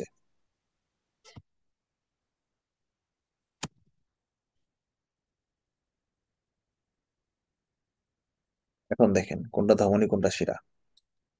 বলছে ধমনীর প্রাচীর হচ্ছে পুরু, শক্ত ও স্থিতিস্থাপক। এটাই হওয়া উচিত, কারণ হাই প্রেসারে যাচ্ছে ধমনীর ভিতর দিয়ে ব্লাড। আর শিরা হচ্ছে কি পাতলা, নরম ও কম স্থিতিস্থাপক। ধমনীর গহ্বর ছোট, ছোট বলেই হাই প্রেসার। আর শিরার ইয়া ছিদ্র কি? বড়, এজন্যই লো প্রেসার। কপাটিকা থাকে না নর্মাল ধমনীতে। কপাটিকা মানে হলো ভালভ। ভালভের কাজ কি? রক্তকে একমুখী করা। কপাটিকার কাজ হচ্ছে একমুখী ফ্লো মেনটেন করা। তো ধমনীর ভিতরে কপাটিকা থাকে না নর্মালি, বাট পালমোনারি ধমনীতে থাকে। ব্যতিক্রম, পালমোনারি যে থাকলেই বুঝবেন উল্টা। আর নর্মালি শিরার মধ্যে কপাটিকা থাকে, কিন্তু পালমোনারি শিরায় কপাটিকা থাকে না। সো এটা ইম্পর্টেন্ট না, ইম্পর্টেন্ট হচ্ছে কোনগুলা? ইম্পর্টেন্ট হচ্ছে কি রক্ত বহন করে, এটা ইম্পর্টেন্ট। আর কোত্থেকে শুরু হইছে কই গিয়ে শেষ হয়েছে এটা ইম্পর্টেন্ট। হ্যাঁ, এই দুইটা জিনিস ইম্পর্টেন্ট। ঠিক আছে, এই তিনটা জিনিস ইম্পর্টেন্ট। প্রেসার কেমন থাকে ধমনী, বেশি না কম, এটা কি করে করে অক্সিজেন না কার্বন ডাই অক্সাইড, এটা আর শুরু হয়েছে কোত্থেকে শেষ হয়েছে কোথায়, এটা এই তিনটা জিনিস হচ্ছে ইম্পর্টেন্ট সবচেয়ে বেশি। ধমনীর ভিতর দিয়েই নারীর স্পন্দন মানে হৃদস্পন্দন চারদিকে প্রবাহিত হয়। ডাক্তার রোগীর নাড়ি দেখে না, হাতের মধ্যে টিপ দিয়া পালস দেখে। তো প্রকৃতপক্ষে কি দেখে উনি? ধমনীর স্পন্দন দেখেন। সাধারণত রোগের হাতের কবজিতে রেডিয়াল ধমনী বলা হয় এটাকে। রেডিয়াল আর্টারির মধ্যে নারীর স্পন্দন পরীক্ষা করেন। একজন পূর্ণবয়স্ক সুস্থ ব্যক্তির গড় নারীর স্পন্দন 72 পার মিনিট। 60 সেকেন্ডে 72 বার, 6 বারাং 72, 10 সেকেন্ডে 12 বার। ঠিক আছে, মানে হৃদস্পন্দনই পালস রেট। হৃৎপিণ্ড গড়ে স্বাভাবিকভাবে মানুষের 1 মিনিটে 72 বার টুপ টুপ এরকম শব্দ হবে। এই জন্য হাতের মধ্যে পালস আপনি সব 72 বারই পাবেন। প্রবাহমান রক্ত নালীর গায়ে যে পার্শ্বচাপ প্রয়োগ করে তাকে রক্তচাপ বলে। রক্তচাপ দুই প্রকার, অলরেডি বলে ফেলেছি। সিস্টোলিক রক্তচাপ, সংকোচন, দন্তার সাথে সিস্টল, দন্তার সাথে সংকোচন। সংকুচিত হওয়ার সময় চাপ বেশি। কত? 120 গড়ে, মানে 110 থেকে 140। আর ডায়াস্টল মানে প্রসারণ। ডায়াস্টলের সময় চাপ কম থাকে। কত? 80 হচ্ছে গড়ে। রেঞ্জ কত? 60 থেকে 90। রক্তচাপ পরিমাপের যন্ত্রের নাম স্ফিগমোম্যানোমিটার। নর্মালি ম্যানোমিটার হচ্ছে চাপ মাপার যন্ত্র, আর স্ফিগমোম্যানোমিটার হচ্ছে রক্তের চাপ মাপার যন্ত্র।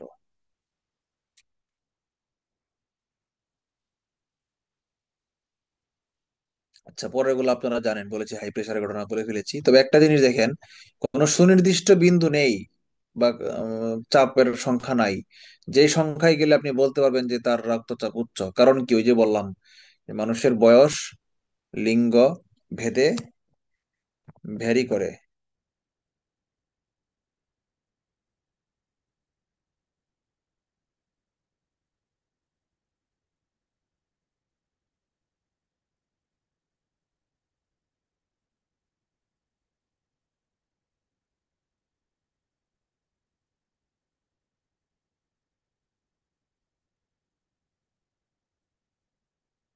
কারণটা লিখে দিলাম এখানে, ভালো হয়েছে না?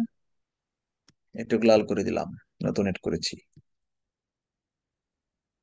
হৃদরোগ, কার্ডিয়াক ডিজিজ। কোলেস্টেরল এক প্রকার অ্যালকোহল। কেমন অ্যালকোহল? বিশেষ ধরনের জটিল এবং অসম্পৃক্ত অ্যালকোহল। কোলেস্টেরল অন্যান্য স্নেহ পদার্থের সঙ্গে খাদ্যের মাধ্যমে আসে এবং রক্তের সঙ্গে মিশে গিয়ে স্নেহের বাহক হিসেবে কাজ করে। লিপিড বা স্নেহ জাতীয় পদার্থের বাহক হিসেবে গঠন করে। স্নেহ এবং প্রোটিন মিশ্রিত যৌগকে বলা হয় লিপোপ্রোটিন। কারণ স্নেহ ইংরেজি হচ্ছে লিপিড, ঠিক আছে, আর প্রোটিন ইংরেজিতে প্রোটিনই। লিপিড আর প্রোটিনের সংক্ষেপকে বলা হয় লিপোপ্রোটিন বা লাইপোপ্রোটিন।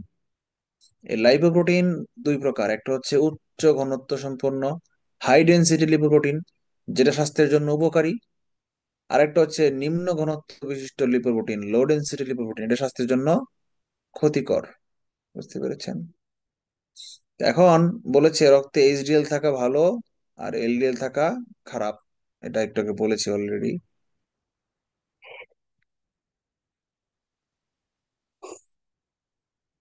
সরবরাহ বন্ধ হয়ে যায়, এই কথাটা কি বললো বুঝলাম না, মাঝখানে কিছু একটা ছিল, মিসিং হয়ে গেছে।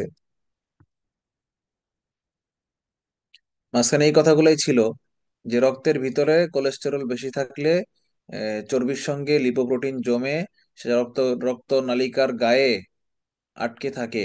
তখন রক্তকণিকার রক্ত রক্তবাহিকার ভিতরের গাত্র সংকুচিত হয়ে যায়, যার ফলে রক্তের চাপ, রক্ত প্রবাহের সময় রক্তের চাপ বেড়ে যায়।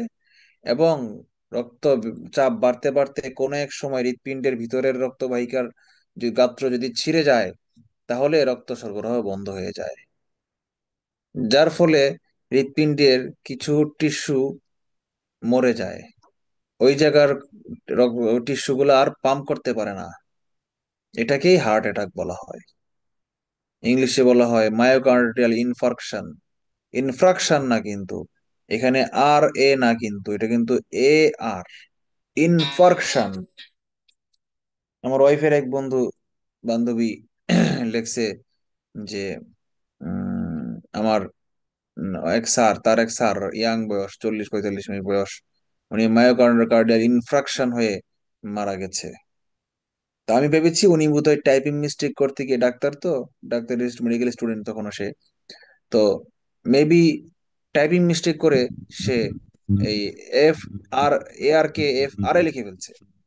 তখন আমি তাকে ইনবক্সে নক দিলাম, তার সাথে ইনবক্সে আমার কথা হয়, খুব ক্লোজ বান্ধবী, আমার শালি আর কি, সবসময় কথা বলি। বললাম যে তোমার স্যার কেমনে মারা গেছে? পরে সে বলছে মায়োকার্ডিয়াল ইনফ্র্যাকশন। পরে আমি বললাম বানানটা কি ফ্র্যাকশন নাকি ফার্কশন? সে বলে ফ্র্যাকশন। তার মানে সে জানেই না, প্রথমে ভাবছিলাম আমি টাইপিং মিস্টেক মেবি, পরে দেখলাম যে সে খেয়ালই করে নাই, 4 বছর ডাক্তারি পড়ে ফেলছে, সে খেয়ালই করে নাই এটা ইনফ্র্যাকশন না, এটা ফার্কশন। পরে বললাম বানানটা ফ্র্যাকশন না ফার্কশন। পরে বলে কি বলে না, আমরা তো 4 বছর এটাই পড়ে আসতেছি। পরে আমি বললাম বইটা খুলে দেখো বা গুগলে সার্চ দাও। পরে সে দেখি, পরের দিন দেখি সে আমাকে ব্লক করে দিছে। মানে তার রাগ পাইছে, আমি তাকে আরো শিখাইলাম। আরে তা তো থ্যাংক ইউ দেওয়া উচিত যে দুলাভাই আমার শিখাইছেন, নাহলে আমি সারা জীবন আরেক জায়গায় লজ্জা পাইতাম। আপনার কাছে লজ্জিত হয়েছি, সমস্যা নাই, কিন্তু আরেক জায়গায় ধরা খাইতাম, বড় কোনো সেমিনারে গিয়ে আমি বিজ্ঞানী হয়ে যেতাম, তখন বলতাম ইনফ্র্যাকশন বলতাম, তখন ধরা খাই যেতাম। মানে বাংলাদেশের মানুষের স্বভাব হচ্ছে এরকম, বুঝছেন? পরে এই যে ব্লকি, হৃদরোগ বিভিন্ন কারণে হতে পারে, যেমন ধূমপান, ডায়াবেটিস, উচ্চ রক্তচাপ, শারীরিক পরিশ্রম না করা ইত্যাদি। রক্তে কোলেস্টেরলের পরিমাণ বেড়ে গেলে কোলেস্টেরল যুক্ত খাবার যেমন রেড মিট, খাসি বা গরুর মাংস, মগজ, কলিজা, ডিমের কুসুম ইত্যাদি খাওয়া উচিত নয়। হৃদরোগের জন্য কিছু পরীক্ষা আছে: ইসিজি, ইলেকট্রোকার্ডিওগ্রাম, তড়িৎ, হৃৎপিণ্ডের তড়িৎ প্রবাহ, তড়িৎ, ইলেকট্রিক পালস কেমন সেটা নাম হচ্ছে electrocardiogram, coronary angiography, echocardiography, echo মানে শব্দ প্রতিধ্বনি, তো প্রতিধ্বনির মাধ্যমে হৃৎপিণ্ডের গতিবিধিকে আঁকা হয়। তোর আব্বু ফোন দিছিল, আব্বুর একটা কল দে তো, আমার বলতে কল দে, কাকারে ফোন দে। আচ্ছা, ইটিটি, এক্সারসাইজ টলারেন্স টেস্ট, দেখবেন ট্রেডমিলের মতো একটা যন্ত্র আছে যেটার মধ্যে দৌড়ায়, রানিং মেশিন, এটার মধ্যে রোগীকে দৌড়াইতে বলে, তখন হার্টের বুকের বিভিন্ন জায়গায় কিছু ছোট ছোট সেন্সর ফিট করে দেয়, সেগুলা টেস্ট করে যে সামান্য দৌড়ানোর কারণে তার কি প্রবলেম হচ্ছে। তা আমার এক চাচাতো বোন, সে হচ্ছে আমার 2-3 বছরের ছোট, আমার সে সে আর আমার ওয়াইফ দুইজন বায়না ধরছে, মানে আমাদের গ্রামের বাড়িতে গেছিল, তারা হচ্ছে পুকুরে সাঁতার কাটবে। এখন দিনের বেলা সাঁতার কাটা মুশকিল, কারণ আহ, আমাদের বাড়ির বধূরা, মানে আমার কাকিরা দাদিরা, ওরা পুকুরে গোসল করে ঠিকই, বাট যুবতী বধূয়ারা, নতুন বধূয়ারা পুকুরে গোসল করে না আমাদের বাড়িতে। এখন আমার বউকে তো আমি পুকুরে গোসল করতে দিব না, মানুষ দেখবে, আমি অনুমতি দেই নাই। তখন সে আর আমার চাচাতো বোন, পলি নাম, ওরা সিদ্ধান্ত নিছে সন্ধ্যার পরে তারা গোসল করবে, সাঁতার কাটবে। পরে বলছে ঠিক আছে ফাইন, এটা অনুমতি দিছি। পরে বলতেছে তোমার থাকা লাগবে, নাহলে ভয় করে, আচ্ছা ঠিক আছে আমিও থাকবো। তা আমিও সাঁতার কাটতেছি, 3 জন আমরা গোসল করতেছি চুপে চাপে। না, 4 জন, আরেকটা আরেকটা ছিল হচ্ছে পলির ছোট বোন মেবি ছিল, এটা ছোট। এখন আমাদের পুকুরটা বেশি না, মাত্র মনে হয় 20-30 মিটার হইতে পারে প্রস্থ। এই দুই পারে দুইটা ঘাট, এই পারে একটা ঘাট, ওই পারে একটা ঘাট। এখন এই ঘাট থেকে আমরা সাতটায় সাতটায় ওই পারে যাব, আবার আসবো, এটা হচ্ছে আমাদের প্ল্যান। হম, তা কে ফার্স্ট হইতে পারে এটা হচ্ছে কম্পিটিশন। এখন সাঁতার দেওয়া শুরু করছি মাত্র, কিন্তু বললাম না 20 মিটার, 20 মিটার মানে কি, পায়ে স্টেপ দিলে হয়তো 30-40টা স্টেপ হইতে পারে, এইটুক দূরত্ব, কিন্তু বেশি দূর না কিন্তু। এখন সাঁতার দেওয়া শুরু করছি, আমি স্বাভাবিকভাবে একটু পিছনে, ওদেরকে সামনে দেওয়ার সুযোগ দিছি, লেডিস ফার্স্ট বলে কথা। হোমা, হঠাৎ করে একটু যাওয়ার পরেই, মানে এই 3-4 হাত যাওয়ার পরেই না, 5 হাত যাওয়ার পরেই পলি একেবারে স্টপ হয়ে গেছে। আর হাস মানে হাপুস হুপুস করতেছে, সে লড়তে পারতেছে না। আমি বলে কি হয়েছে কি হয়েছে, অর্ধেকও যায় নাই পুকুরের, এখনই সে বলতেছে, হাঁসফাঁস করতেছে, থেমে গেছে, সে কি কম্পিটিশন থেকে ইস্তফা দিল নাকি? ওইদিকে আপনাদের ভাবি পরে প্রায় অর্ধেকের বেশি চলে গেছে, মানে সে ফার্স্ট হয়ে যাচ্ছে আমি দেখতেছি, মানে আমার তো ফার্স্ট হওয়া লাগবে। কিন্তু আমি ওই মুহূর্তে বুঝে ফেলছি মানে পলি সামথিং রং। তার হার্ট ফেল করছে। ফেল করছে মানে হার্ট স্ট্রোক করছে না, হার্ট ফেলিউর না। সে তার এইচডি, তার এক্সারসাইজ টলারেন্স টেস্টে প্রবলেম আছে, মানে তার হার্ট নর্মালি ভালো। বয়স তখন তার কত, 22-23 হবে। এই বয়সের তো আর হার্ট অ্যাটাক, হার্ট ডিজিজ হওয়ার কোনো কারণই নাই। কিন্তু হয়েছে যেটা, সেটা হচ্ছে তার হার্টের কোনো একটা প্রবলেম আছে যার কারণে তার ইটিটি এক্সারসাইজ টলারেন্স নাই। এমনিতে তার হার্ট ভালো, বাট এক্সারসাইজ টলারেন্সটা তার নাই। তো এই কারণে সেই 3-4 মিটার মানে 10-12 হাত সাতটায় এসে হঠাৎ করে থেমে গেছে, মানে একদম তার ব্রিদিং বন্ধ হয়ে গেছে। পরে সে ডাকতেও পারতেছে না আমারে, কিন্তু আমি বুঝে ফেলছি সামথিং রং। হাত হাত লড়াইতেছে খালি। দৌড়ে গিয়ে আমি তারা ধরছি, নাইলে ওই দিন সে মারাই যেত অন্ধকার। আমি যদি খেয়াল না করতাম, হয়তো একটু পরে এসে দেখতাম, মানে আমি যদি প্রতিযোগিতার তালে থাকতাম যে আমার বইয়ের আগে আমার দেওয়া লাগবে, তাহলে আমি হয়তো সাতটা ফুল স্পিডে চলে যেতাম। এবং পরে ততক্ষণের দিকে সে ডুবে যেত। আমি কিন্তু ব্যাক কইরা আমি যদি অ্যাটলিস্ট জায়গাটা মার্ক করতে পারতাম যে এই জায়গায় সে থামছিল, তাহলে হয়তো তারে খুঁজে বার করতে পারতাম। কিন্তু যদি আমি অ্যাটলিস্ট খুঁজে না পেতাম যে সে কোন জায়গাটাতে ডুবছে, তাহলে সারা পুকুর খুঁজা 20 মিটার জায়গা খুঁজা পাইতে পাইতে সে কনফার্ম মারা যেত। তো ভাগ্যিস ওই দিন মানে আল্লাহ তারে বিরাট একটা রিস্ক থেকে বাঁচাইছে, যে আমি ইচ্ছা কইরাই দুষ্টামি করে পিছন পিছন যাচ্ছিলাম। আমি চাচ্ছিলাম যে ওরা জিতুক, আমি দেখি কে জিতে, আমি পিছনে থাকবো।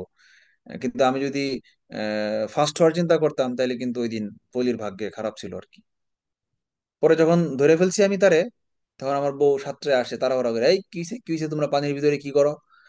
পরে পলিরে আমি ও পিছনে ব্যাক করে নিয়ে ওইটা কাছে পিছন যেখান থেকে স্টার্ট করছিলাম আমরা সেখানে নিয়ে বসাইছি। পরে দেখি তো হ্যাঁ হাসপার মরে যেতেছে যেতেছে। আর আমার বউ বিশ্বাসই করতেছে না যে সে আসলে এইটুক গিয়া যে তার হার্ট ফেল হয়েছে বা ব্রিদিং ফেল হয়েছে, এটা সে বিশ্বাসই করতেছে না। পরে আমি তারে বললাম যে তুই তাড়াতাড়ি কালকের মধ্যেই গিয়ে ইটিটি টেস্ট করাবি। হার্টের অনেক টেস্ট আছে, ওগুলো দরকার নাই। তুই আগে ইটিটি করাবি, তোর হার্টে নিশ্চয়ই প্রবলেম আছে, তুই টেস্ট করাবি ভালো করে। তো এটা হচ্ছে খুবই ইম্পর্টেন্ট একটা টেস্ট, ইটিটি। আমার ইটি টেস্ট ভালো হবে কারণ আমি খেলাধুলা করি। এবং কার্ডিও এক্সারসাইজ আছে একটা। বিভিন্ন ধরনের ব্যায়াম আছে, এর মধ্যে একটা হচ্ছে কার্ডিও এক্সারসাইজ। সাধারণত দৌড়ানো বা ট্রেডমিলে দৌড়ানো, যারা শহরের মানুষ, যারা খুপড়ি ঘরের মধ্যে যারা কবুতরের খোপের মধ্যে যারা বড় হয়, তারা তো দৌড়ানোর সুযোগ জীবনে পায় না। এমনও মানুষ আছে ঢাকা শহরে যারা থাকে, লাস্ট 10 বছরে জীবনে দৌড়াইছে কিনা বলতে পারবে না, একটা দৌড় দিছে কিনা, মানে তার হার্ট পাম্প হয়েছে কিনা। হার্ট পাম্প হয় না, যখন মানুষ ক্লান্ত হয়ে যায়, হার্ট ডুব ডুব করে, নিঃশ্বাস ব্রিদিং হয়ে যায়, এই ঘটনাটা তার জীবনে লাস্ট 5 বছরে 10 বছরে ঘটেছে কিনা সে বলতে পারবে না। এরকম মানুষ ঢাকা শহরে অ্যাভেইলেবল আছে, অনেক অনেক আছে। যারা দিন আনে দিন খায়, মানে সকালে অফিসে যায়, বিকালে আসে, রাতে ঘুমায়। এই ধরনের মানুষ সবচেয়ে দুঃখী মানুষ, বুঝতে পারছেন? তো এই জন্য ঢাকা শহরের মানুষরা এখন কি করে, ঘরের ভিতরে ট্রেডমিল কিনে, দৌড়ানোর মেশিন, ওই দৌড়ায় নিজের দেহটাকে একটু সচল রাখে, এটা ভালো। ঢাকা শহরের মাঠ তো এখন নাই, সব জায়গা দখল হয়ে যাচ্ছে ভূমিদস্যুদের হাতে। বড় বড় মাল্টি স্টোর বিল্ডিং হচ্ছে। হৃদরোগের চিকিৎসা কি? Coronary angioplasty. প্লাস্টি মানে ফোলানো। নালিকাগুলোকে, বন্ধ শিরা বা ধমনীকে বেলুনের সাহায্যে ফোলানো হবে, এটাকে বলা হয় angioplasty. Coronary bypass, bypass surgery, এটা হচ্ছে কি জানেন? আহ, এটা হচ্ছে, মনে করেন ব্লাড এক জায়গা থেকে আরেক জায়গায় যাওয়ার কথা ছিল, কিন্তু সেই ধমনীটা ব্লক হয়ে গেছে, তখন বডির অন্য জায়গার একটা ধমনী এনে ওই যে জায়গা দুইটাকে কানেকশন করিয়ে দেওয়া, যেন ব্লাড সাইড দিয়ে চলে যায়, এটাকে বলা হয় বাইপাস, করোনারি বাইপাস। তো ইন্টারনাল মেমারি ধমনী, মেমারি মানে হচ্ছে ম্যামাল, মানে মানুষকে বলে না, মানুষের বর্গের নাম হচ্ছে ম্যামালিয়া, মানে স্তন্যপায়ী প্রাণী। মানে স্তনের কোন একটা ধমনী এনে অথবা সেপনাস শিরা দ্বারা, মনে করেন আপনার মানুষের উরুতে, উরুর যে মাসল গুলো অনেক স্ট্রং হয় এবং বাড়তি রিইনফোর্সমেন্ট থাকে। এখন উরাতের একটা শিরা এনে আপনার বুকে যদি, হার্টে যদি লাগিয়ে দেয়, তাহলে আপনার পায়ের খুব একটা ক্ষতি হবে না। আর আপনার পা বডির ইম্পর্টেন্ট কোনো অঙ্গ না, কিন্তু হার্ট, ব্রেইন, লিভার, লাংস এগুলো হচ্ছে বডির ইম্পর্টেন্ট অঙ্গ, যেগুলো আপনাকে মৃত্যুর দিকে ধাবিত করতে পারে, যেগুলো ফেলিউর। তো এটা হচ্ছে, যার কারণে হৃৎপিণ্ডের রক্ত আবার স্বাভাবিকভাবে সার্কুলেট হইতে পারে। লসিকা, লসিকা জিনিসটা কি? এটা এক প্রকার ঈষৎ ক্ষারধর্মী স্বচ্ছ কলা রস, যা লসিকা বাহিকার ভিতর দিয়ে প্রবাহিত হয় এবং দেহের প্রতিটা কোষকে ভিজিয়ে রাখে। এটাও ঈষৎ ক্ষারীয় এবং এর আপেক্ষিক গুরুত্ব 1.01, মানে আপেক্ষিক গুরুত্ব 1 যেটা, সেটা হচ্ছে একেবারে পানির সমান ঘনত্ব। আর 1-এর চেয়ে বেশি যেটা 1.01, মানে পানির চেয়ে 1%, প্রায় 1-1.5% বেশি তার ঘনত্ব। আপেক্ষিক গুরুত্ব হচ্ছে ঘনত্বের পরিমাপক। এতে লোহিত রক্তকণিকা ও অনুচক্রিকা অনুপস্থিত নাই, কিন্তু প্রচুর পরিমাণে শ্বেত রক্তকণিকা বিদ্যমান। লসিকার 94% পানি এবং 6% হচ্ছে কঠিন পদার্থ। লসিকা নালীর মাধ্যমেই আবার লসিকা রক্ততন্ত্রে আবার ফিরে আসে প্রত্যাবর্তন করে। রক্ত সংবহন তন্ত্র শেষ, এটা সবচেয়ে বড় ছিল। আর বাকি সবগুলা মিলা 3 পৃষ্ঠা দেখেন। শ্বসনতন্ত্র, যে জৈব রাসায়নিক প্রক্রিয়ায় জীব কোষের খাদ্যবস্তু মানে শর্করা অক্সিজেনের উপস্থিতিতে বা অনুপস্থিতিতে জারিত হয়ে খাদ্যস্থ স্থিতিশক্তি, গতিশক্তি ও তাপশক্তিতে রূপান্তরিত হয় এবং মুক্ত হয়, এবং উপজাত হিসেবে পানীয় কার্বন ডাই অক্সাইড উৎপন্ন হয়, তাকে শ্বসন বলে। এটা আসলে প্রক্রিয়া, পুরো প্রক্রিয়াটাই এখানে ব্যাখ্যা করে দিছে, মানে শ্বসনে কি কি করে, এটা ডেফিনেশন হয় নাই। ডেফিনেশনে আমি সহজে বলতে পারতাম যে, যে প্রক্রিয়ায় দেহের খাদ্য প্রাণ বা খাদ্য সার,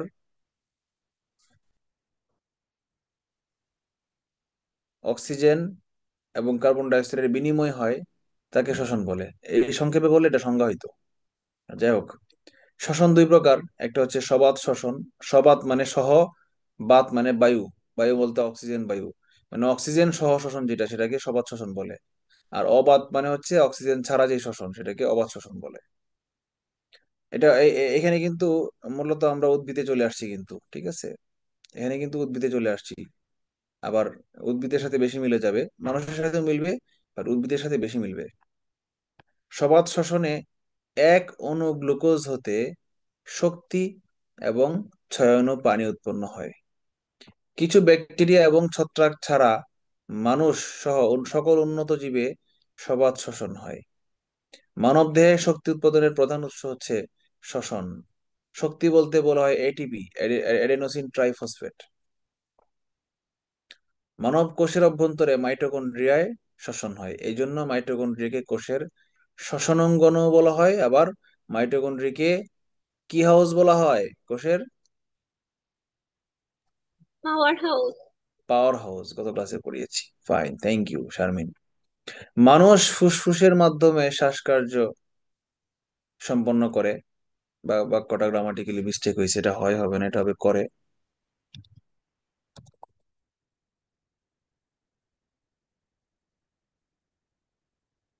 ফুসফুসে বায়ুর প্রবেশকে প্রশ্বাস এবং ফুসফুসে বায়ুর ত্যাগকে নিঃশ্বাস বলা হয়।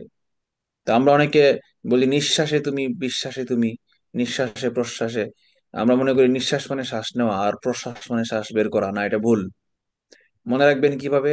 মনে রাখবেন, তিনি শেষ নিঃশ্বাস ত্যাগ করেছেন, তার মানে ত্যাগ করাকে নিঃশ্বাস বলে। মানুষ প্রশ্বাসে অক্সিজেন গ্রহণ করে, তাই নাকি? জানতাম না তো। এবং নিঃশ্বাসের সাথে কার্বন ডাই অক্সাইড বের করে। বাহ। বায়ুমণ্ডলে কার্বন ডাই অক্সাইডের পরিমাণ 25%-এর বেশি হলে কোনো প্রাণী বাঁচতে পারবে না। বায়ুমণ্ডলে নর্মাল অক্সিজেনের পরিমাণ 21%, 20.78%। আচ্ছা, শ্বসনতন্ত্রের কোন কোন অঙ্গগুলো শ্বসনে অংশগ্রহণ করে আমরা একটু দেখি। নাসা গহ্বর মানে নাকের ছিদ্র, ন্যাসাল ক্যাভিটি। শুধু ছিদ্র না, ছিদ্র থেকে যে লাইন পর্যন্ত, গলার আগ পর্যন্ত লাইনটা, এটাকে নাসা গহ্বর বলে। পরে কি গলবিল, ফ্যারিংস। গলবিল মানে গলার যে ছিদ্রটা, যেখানে গলার যে জায়গাটা দিয়া এই লাংসের ভিতরে নাকের থেকে বাতাস ঢোকে। ষড়যন্ত্র হচ্ছে ল্যারিংস, মানে ষড়যন্ত্র হচ্ছে ভোকাল কর্ড, যেটা দিয়ে মানুষ কথা বলে আর কি। কথা বলার সময় যে জিনিসটা কাঁপে, সেটা হচ্ছে ষড়যন্ত্র। ষড়যন্ত্র শুধু যে কাঁপে তা না, বাতাস যাওয়ার সময় সেই ষড়যন্ত্রকে টাচ করে যায়। ট্রাকিয়া, এটা হচ্ছে ফুসফুসের হোল্ডার বলতে পারেন, ফুসফুসের কাণ্ড। ফুসফুসটাকে যদি একটা গাছের সঙ্গে তুলনা করেন, তাহলে গাছের কাণ্ডটা হচ্ছে ট্রাকিয়া, আর পাতাগুলা হচ্ছে ফুসফুস। ব্রঙ্কাস, ব্রঙ্কাস হচ্ছে ডালপালা, মানে ট্রাকিয়া হচ্ছে মূল কাণ্ড, আর কাণ্ড থেকে ডালপালা হচ্ছে ব্রঙ্কাস, আর ডালপালা ধরে রাখছে পাতাগুলাকে, পাতাগুলো হচ্ছে ফুসফুস।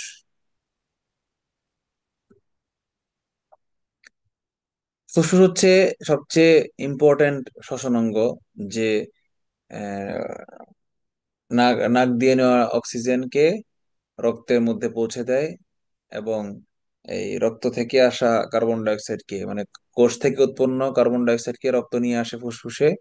পরে ফুসফুস সেটাকে রক্তের, মানে ব্যাপন প্রক্রিয়ায় রক্ত থেকে ফুসফুসের ভিতরে কার্বন ডাই অক্সাইড চলে আসে।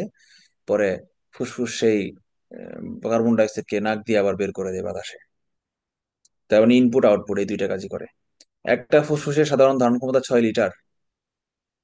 স্বাভাবিকভাবে বেঁচে থাকার জন্য প্রত্যেক মানুষ প্রতি 20 মিনিটে 1000 ঘনফুট নির্মল বায়ু প্রয়োজন হয়। এটাও আল্লাহর একটা নিয়ামত, বিনামূল্যে আল্লাহ দিয়ে রাখছে আমাদেরকে।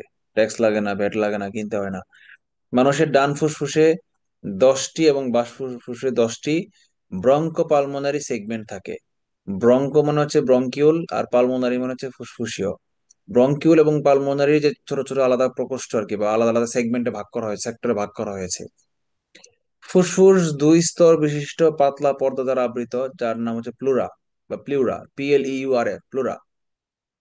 ফুসফুসের প্রদাহকে নিউমোনিয়া বলে। ফুসফুসের প্রাথমিক প্রদাহকে আহ কাশি, ঠান্ডা, সর্দি বলে, জ্বর বলে। আমরা যে শ্লেষা বের হয় নাক দিয়ে, বা গলার কাশির সাথে কফ বের হয়, এগুলো কি অ্যাকচুয়ালি? এগুলো যে ফুসফুসে যখন কোনো এক জায়গায় ইনফেকশন হয়ে যায়, সেখান থেকে বের হওয়া বর্জ্য পদার্থ। আমরা এটাকে গুরুত্বই দিই না। চিন্তা করেন, মানুষের ব্রেনে যদি একটু ইনফেকশন হয়, মানুষ মারা যাবে। হার্টে ইনফেকশন হলে মানুষ মারা যাবে। কিডনিতে বা যে কোনো জায়গায় ইনফেকশন হলে মানুষ মানে মারা যাবে। অথচ আমরা কন্টিনিউয়াসলি ফুসফুসের মধ্যে ইয়ে নিয়ে ঘুরতেছি, কি বলে, এই ঠান্ডা সর্দি কাশিতে মানুষের 3-4 মাস পর পরই লাগে। মানে কিন্তু ফুসফুসের ইনফেকশন, কিন্তু এটা মারাত্মক ভয়ঙ্কর জিনিস। কিন্তু এটা যখন মাত্রাতিরিক্ত চলে যাবে, 50%-এর বেশি ফুসফুস খেয়ে ফেলবে, তখন সেটাকে বলবে নিউমোনিয়া। এবং নিউমোনিয়া মারাত্মক পর্যায়ে চলে গেলে মানুষের শ্বাসকষ্ট শুরু হয়ে যাবে। এবং বাচ্চাদের ফুসফুস কম সুগঠিত থাকে না, এই জন্য বাচ্চাদের কিন্তু নিউমোনিয়া বেশি হয়, কমন একদম ডিজিজ। বাচ্চারা জন্মের পর মারা বুঝতেও পারে না যে তার নিউমোনিয়া হয়েছে, অনেক সময় পরে গিয়া বুঝে, বাচ্চারা তো বলতে পারে না। এই জন্য নবজাতককে বিশেষ করে 3-4 মাস বয়স পর্যন্ত ভালো করে মায়েদের তাকায় দেখতে হবে, আমার বাচ্চা যখন শ্বাস নিচ্ছে তখন তার বুকের হাড্ডি গুলো বের হয়ে যাচ্ছে কিনা, মানে আর মাংস ডেবে যাচ্ছে কিনা শ্বাস নেওয়ার সময়।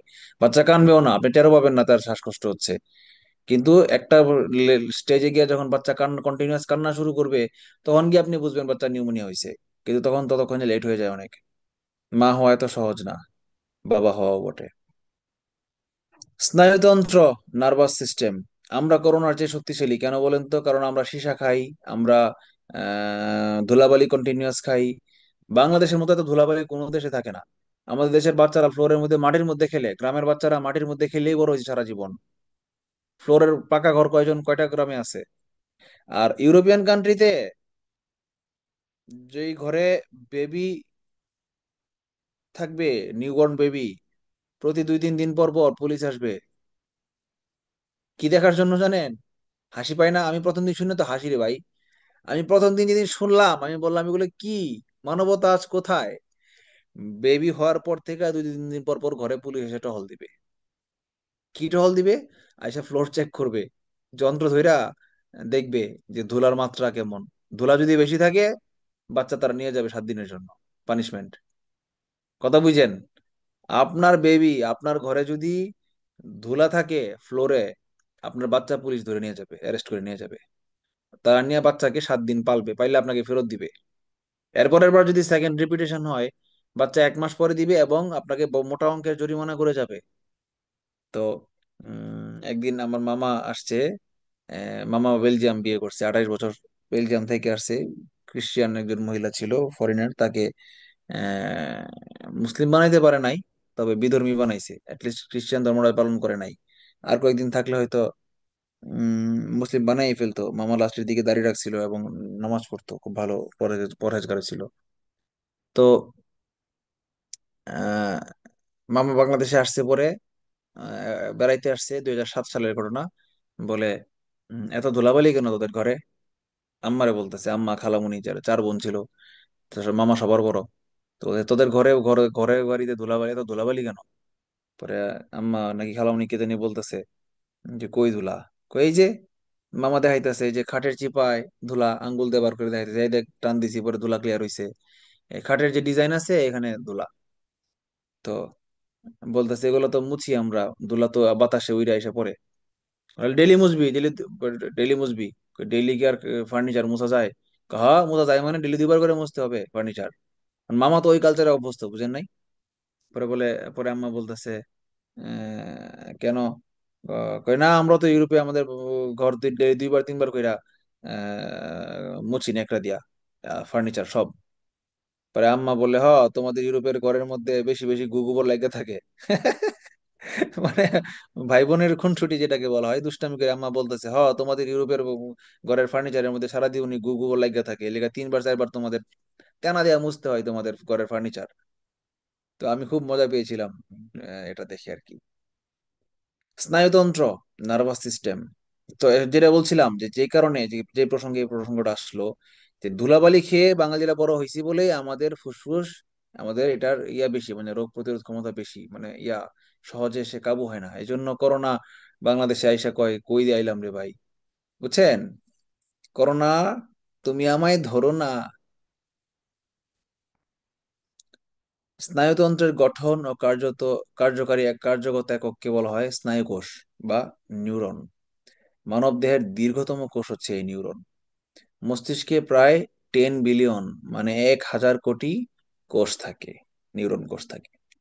নিউরন নিউরন সমন্বিত যে তন্ত্রের সাহায্যে দেহ বাহ্যিক ও অভ্যন্তরীণ উদ্দীপনায় সাড়া দেয়, দিয়ে বিভিন্ন শারীরবৃত্তীয় ও দৈহিক কার্যাবলী সম্পন্ন করে, তাকে স্নায়ুতন্ত্র বলে। নিউরন সমন্বিত যে তন্ত্রের সাহায্যে, তো অর্থাৎ নিউরন সমন্বিত তন্ত্রটাকেই বলা হয় স্নায়ুতন্ত্র। মানুষের ব্রেনের ভিতরে যে ব্রেনটা, এটা একদম সাদা, এটার মধ্যে কোনো মাসল নাই। একদম মাথা একটা হাড্ডি, তার ভিতরে হচ্ছে ব্রেন। আর হাড্ডিটাও খুব দুর্বল। কপালের দিকে যথেষ্ট শক্ত মাথার খুলিটা, কিন্তু চান্দির দিকে মাথার একদম উপরের অংশে খুবই নরম, এবং এখানে একটা পার্টিশন গুলো এখানে জয়েন হয়েছে, যার কারণে মাথাটা সহজেই ফেটে যায়, বুঝতে পেরেছি, এবং মাথায় হালকা টোকা দিলে ব্যথা লাগে। উম আর আর মাথাটাই হচ্ছে সবচেয়ে বেশি ইম্পর্টেন্ট বডির মধ্যে। আপনার বডির যে কোনো জায়গায় থেতলে গেলে, গাড়ির নিচে পড়ে গেলে আপনি মরবেন না, কিন্তু মাথাটা গাড়ির নিচে চলে গেলে আপনি মরে যাবেন। তো এবং এবং এবং শুধু হাড্ডি দুর্বল তা না, ভিতরে হচ্ছে ইয়া ভিতরে হচ্ছে পুরোটাই হচ্ছে ব্রেন, মাসল নাই। যদি এমন হয়তো মাথার হাড্ডির ভিতরে মাসল থাকে, মাসলের ফাঁকে ফাঁকে ব্রেন থাকে, তাহলে হয়তো সহজে মানুষ মাথা ফাটলে মারা যেত না। এই জন্য বাইকারদের হেলমেট ইউজ করা উচিত। আর মাথা ফেটে যাওয়ার আরেকটা বড় কারণ হচ্ছে যে যে স্পিডে, একটা নির্দিষ্ট স্পিডে গিয়ে যদি আপনার হাতটা ধরেন, আপনি বাইকে ছিলেন, স্পিড ব্রেকার দেখেন নাই, আপনার বডিটা শূন্যে উড়ে গেছে, উড়ে গিয়ে বেশি স্পিড ছিল না, হয়তো 20-30 কিলোমিটার স্পিড ছিল, গিয়ে আপনি একটা বাসের পিছনের দেয়ালে গিয়ে মেরে দিছেন, আপনার বডিটাকে লেগে গেছে। তো এই 20 কিলোমিটার স্পিডে আপনার হাত লাগলে আপনার হাতের হাড্ডি ভাঙবে না, কিন্তু মাথাটা লাগলে মাথাটা ফেটে যাবে। এর কারণ কি জানেন? মাথাটা একে হচ্ছে হাড্ডি নরম, সেকেন্ডলি হচ্ছে ভরবেগ বেশি, মাথাটা ঘনত্ব বেশি, ভারী তো, জড়তা বেশি, এই জন্য মাথাটা গিয়ে লেগে যায়, ঠাস করে বাড়ি খায়, যেটা আপনার হাত বা বডির অন্যান্য জায়গায় লাগে না।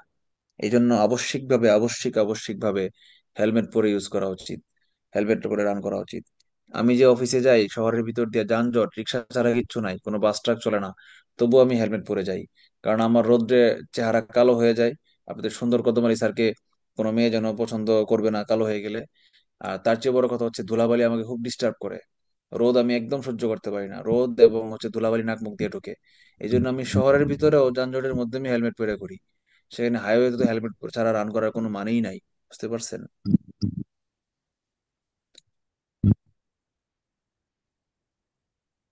মস্তিষ্ক, স্নায়ুতন্ত্রের প্রধান অংশ হইলো মস্তিষ্ক। মস্তিষ্ক কই থাকে? মাথার ভিতরে থাকে। আচ্ছা, একজন প্রাপ্তবয়স্ক মানুষের মস্তিষ্কের গড় ওজন 1.36 কেজি।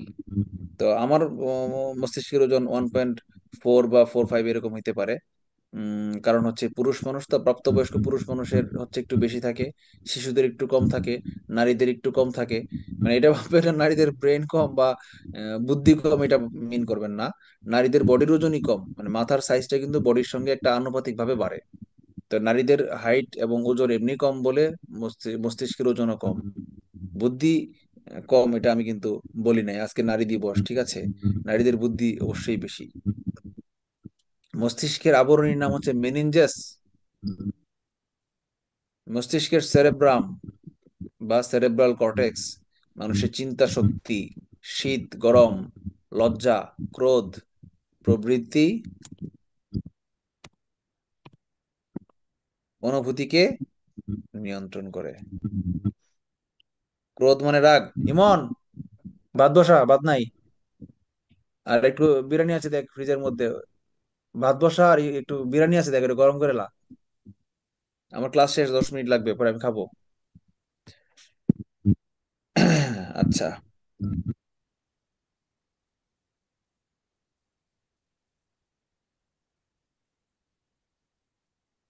করে। আচ্ছা, আবার মানবদেহে আরেকটা অংশ আছে যেটা হচ্ছে সেটাকে সেরেব্রাল কর্টেক্সের একটা পার্ট, ছোট্ট পার্ট, সেটার নাম হচ্ছে হাইপোথ্যালামাস। হাইপোথ্যালামাসটা হচ্ছে মানুষের বডির টেম্পারেচার নিয়ন্ত্রণ করে। আপনার যখন জ্বর আসে, মানে বডিতে যখন কোনো অ্যান্টিবডি ঢোকে, কেউ মিউট করেন, কেউ জন আনমিউট হয়ে আছেন, দীপারানি মনে হয়। যখন বডিতে বাইরে থেকে জার্ম ঢোকে, তখন আপনার বডি যখন ফাইট করতে থাকে, নর্মালি আপনার শ্বেত রক্তকণিকা অ্যান্টিবডি ফাইট করতে করতে পারে না যখন, তখন ব্রেন বুঝতে পারে যে ব্লাড ইনফেক্টেড হয়ে যাচ্ছে বা কোনো মাসল ইনফেক্টেড হয়ে যাচ্ছে। তখন বডি কি করে জানেন? বডি হাইপোথ্যালামাসকে বলে ব্রেন, এই হাইপোথ্যালামাস তুমি টেম্পারেচার বাড়ায় দাও, তোমার শ্বেত রক্তকণিকা পারতেছে না, টেম্পারেচার বাড়ায় দাও যেন ওইটা মারা যায়। এই জন্য জ্বর আসে। জ্বর কিন্তু কোনো নির্দিষ্ট রোগ না। জ্বর বলতে কিন্তু কোনো রোগ নাই। বিভিন্ন রোগকে দমন করার জন্য বডি টেম্পারেচার বাড়ায় দেয়, এটাকে রোগ বলা হয়। বলে না ভাইরাস জ্বর, মানে কি দেহে ভাইরাস ঢুকছে বলে সেই ভাইরাসকে মারার জন্য বডি টেম্পারেচার বাড়ায় দিছে, এটাকে ভাইরাস জ্বর বলে। মানব দেহের তাপমাত্রা নিয়ন্ত্রণ, আচ্ছা এটা বলছি হাইপোথ্যালামাস। 24 বছর বয়সে মানুষের বুদ্ধির বিকাশ সম্পন্ন হয়। আসলে বুদ্ধির বিকাশ না, অ্যাকচুয়ালি মানুষের ব্রেনের বিকাশ সম্পন্ন হয়। মানুষের দেহের বিকাশও 24 বছর বয়সে সম্পন্ন হয়। মানুষের হাইটও 24 বছর বয়স পর্যন্তই বাড়ে। 25-এ গিয়ে মানুষ বলা হয় ম্যাচিউরড মানুষ। আর সেকেন্ড স্টেজে ম্যাচুরিটি আসে হচ্ছে 40-তে। এটা আমি আমার নিজের জীবন থেকে আমি অনুভব করতেছি। 25 ইয়ার্স ওল্ডে আমার মধ্যে এক ধরনের চেঞ্জ আসছে, আমি বয় থেকে ম্যানে রূপান্তরিত হয়েছি। আবার এই এই ইদানিং জাস্ট 1-2 বছর যাবৎ আমি নিজেকে মানে অন্যরকম ভাবে চিন্তা করতেছি যে আমি অনেক কুল হইতে পারতেছি। এই যে রক্তগরমটা ছিল, সব জায়গায় প্রতিবাদ করা, সব জায়গায় হুঙ্কার দিয়ে ওঠা, এই জিনিসটা আস্তে আস্তে কেমন যেন আমার মধ্যে 1-2 বছর ধরে চেঞ্জ হচ্ছে। মানে সব জায়গায় এখন চিন্তা করি যে না, চিৎকার না করে বুদ্ধি দিয়ে কিভাবে এই সিচুয়েশনটাকে ট্যাকেল দেওয়া যায়। তো এখনো পারি না, এখনো আমি রেগে যাই। মেবি আর 4-5 বছর পরে, মানে আমার বয়স যখন 40 হয়ে যাবে, তখন আমার রেগে যাওয়ার প্রবণতাটা কমে আসবে ইনশাল্লাহ। তো একটা জিনিস খেয়াল করেন, নবী সাল্লাহ সাল্লাম বিয়ে করেছেন 25 বছর বয়সে। তো আমার যখন বয়স 25 বছর, আমি তখন আমার বিসিএস রেজাল্ট তখন হয়েছে কি হয় নাই, তখন হয় নাই মনে হয়, আমি তখন বিসিএস রিটেন পড়তাছি 2015 সালে। তখন আব্বু বলতেছে উম পাত্রী দেখবে আমার জন্য, বিয়ে করবে। আব্বু, আম্মা তো দেখতে আছে, আব্বু দেখবে। আমি বলছি না তো, বিয়ে তো এখন করবো না। কি বলেন, আমার বয়স, আমার বন্ধুরা কেউই বিয়ে করে নাই, আমি তখন খেলি। আমি তো খেলার তালে আর বিসিএস পরীক্ষার তালে আব্বা আমার লেগে মেয়ে দেখে, অ্যাডভান্স মেয়ে দেখে রাখতেছে। আমার কোন আত্মীয় ছিল মোহনগঞ্জ পৌরসভার মেয়র, তার মেয়ে পরে জাহাঙ্গীরনগরে ফার্স্ট ইয়ারে, তারা আমার সাথে বিয়ে দিবে আম্মা দেখে রাখছে। আমার দূর সম্পর্কের মামাতো ভাইয়ের মেয়ে, আমি দেখিই নাই তারে, মেয়ে দেখে রাখছে, তার বিয়ে বিয়ে দিবে আমাকে। আমি বললাম এত তারা কিসের, আমি তো এখনো চাকরি পাই নাই, বিসিএস দিব। তখন আব্বু আমাকে বুঝাইলো marriage at the age of 25। আমি বললাম এটা কি, এই ডায়লগ কই থেকে পাইলেন? কয়টা কার্ড খেলার ডায়লগ। আমি বললাম কিসের কার্ড খেলার ডায়লগ? আমি জানি না, আব্বু বলে খুব ভালো লেভেলের কার্ড কার্ড প্লেয়ার ছিল, এবং ক্যারাম প্লেয়ার ছিল। তো কার্ড খেলা, কোন এক খেলার মধ্যে বোধহয় 25-এ কিং কুইন থাকে, দুই ধরনের কার্ড থাকে, কিং আর কুইন। তো 25 পয়েন্ট হইলে বলে কিং আর কুইন মিলে যায়, তার মানে এই জন্য আব্বু বলতেছে 25 বছর বয়সে বিয়ে করতে হয়। আমি বললাম, এটা কোনো কথা হইলো? এটা এটা কোনো যুক্তির মধ্যে পড়ে না। যদি 45-এ গিয়া 45 পয়েন্টে গিয়া কিং কুইন মিলতো, তাহলে কি আমরা মানে 45 বছর বয়সে বুড়া বয়সে বিয়ে করাইতেন? তাই বলে না, এটা এই জন্য না। নবী সাল্লাহ সাল্লাম বিয়ে করছেন কত বছর বয়সে? আমি বললাম এটা তো 25। তাইলে বুঝো 25 বছর বয়সে বিয়ে করা সুন্নত। আচ্ছা, ভালো কথা। নবী সাল্লাম নবুয়ত পেয়েছেন কত বছর বয়সে? 40 বছর বয়সে না?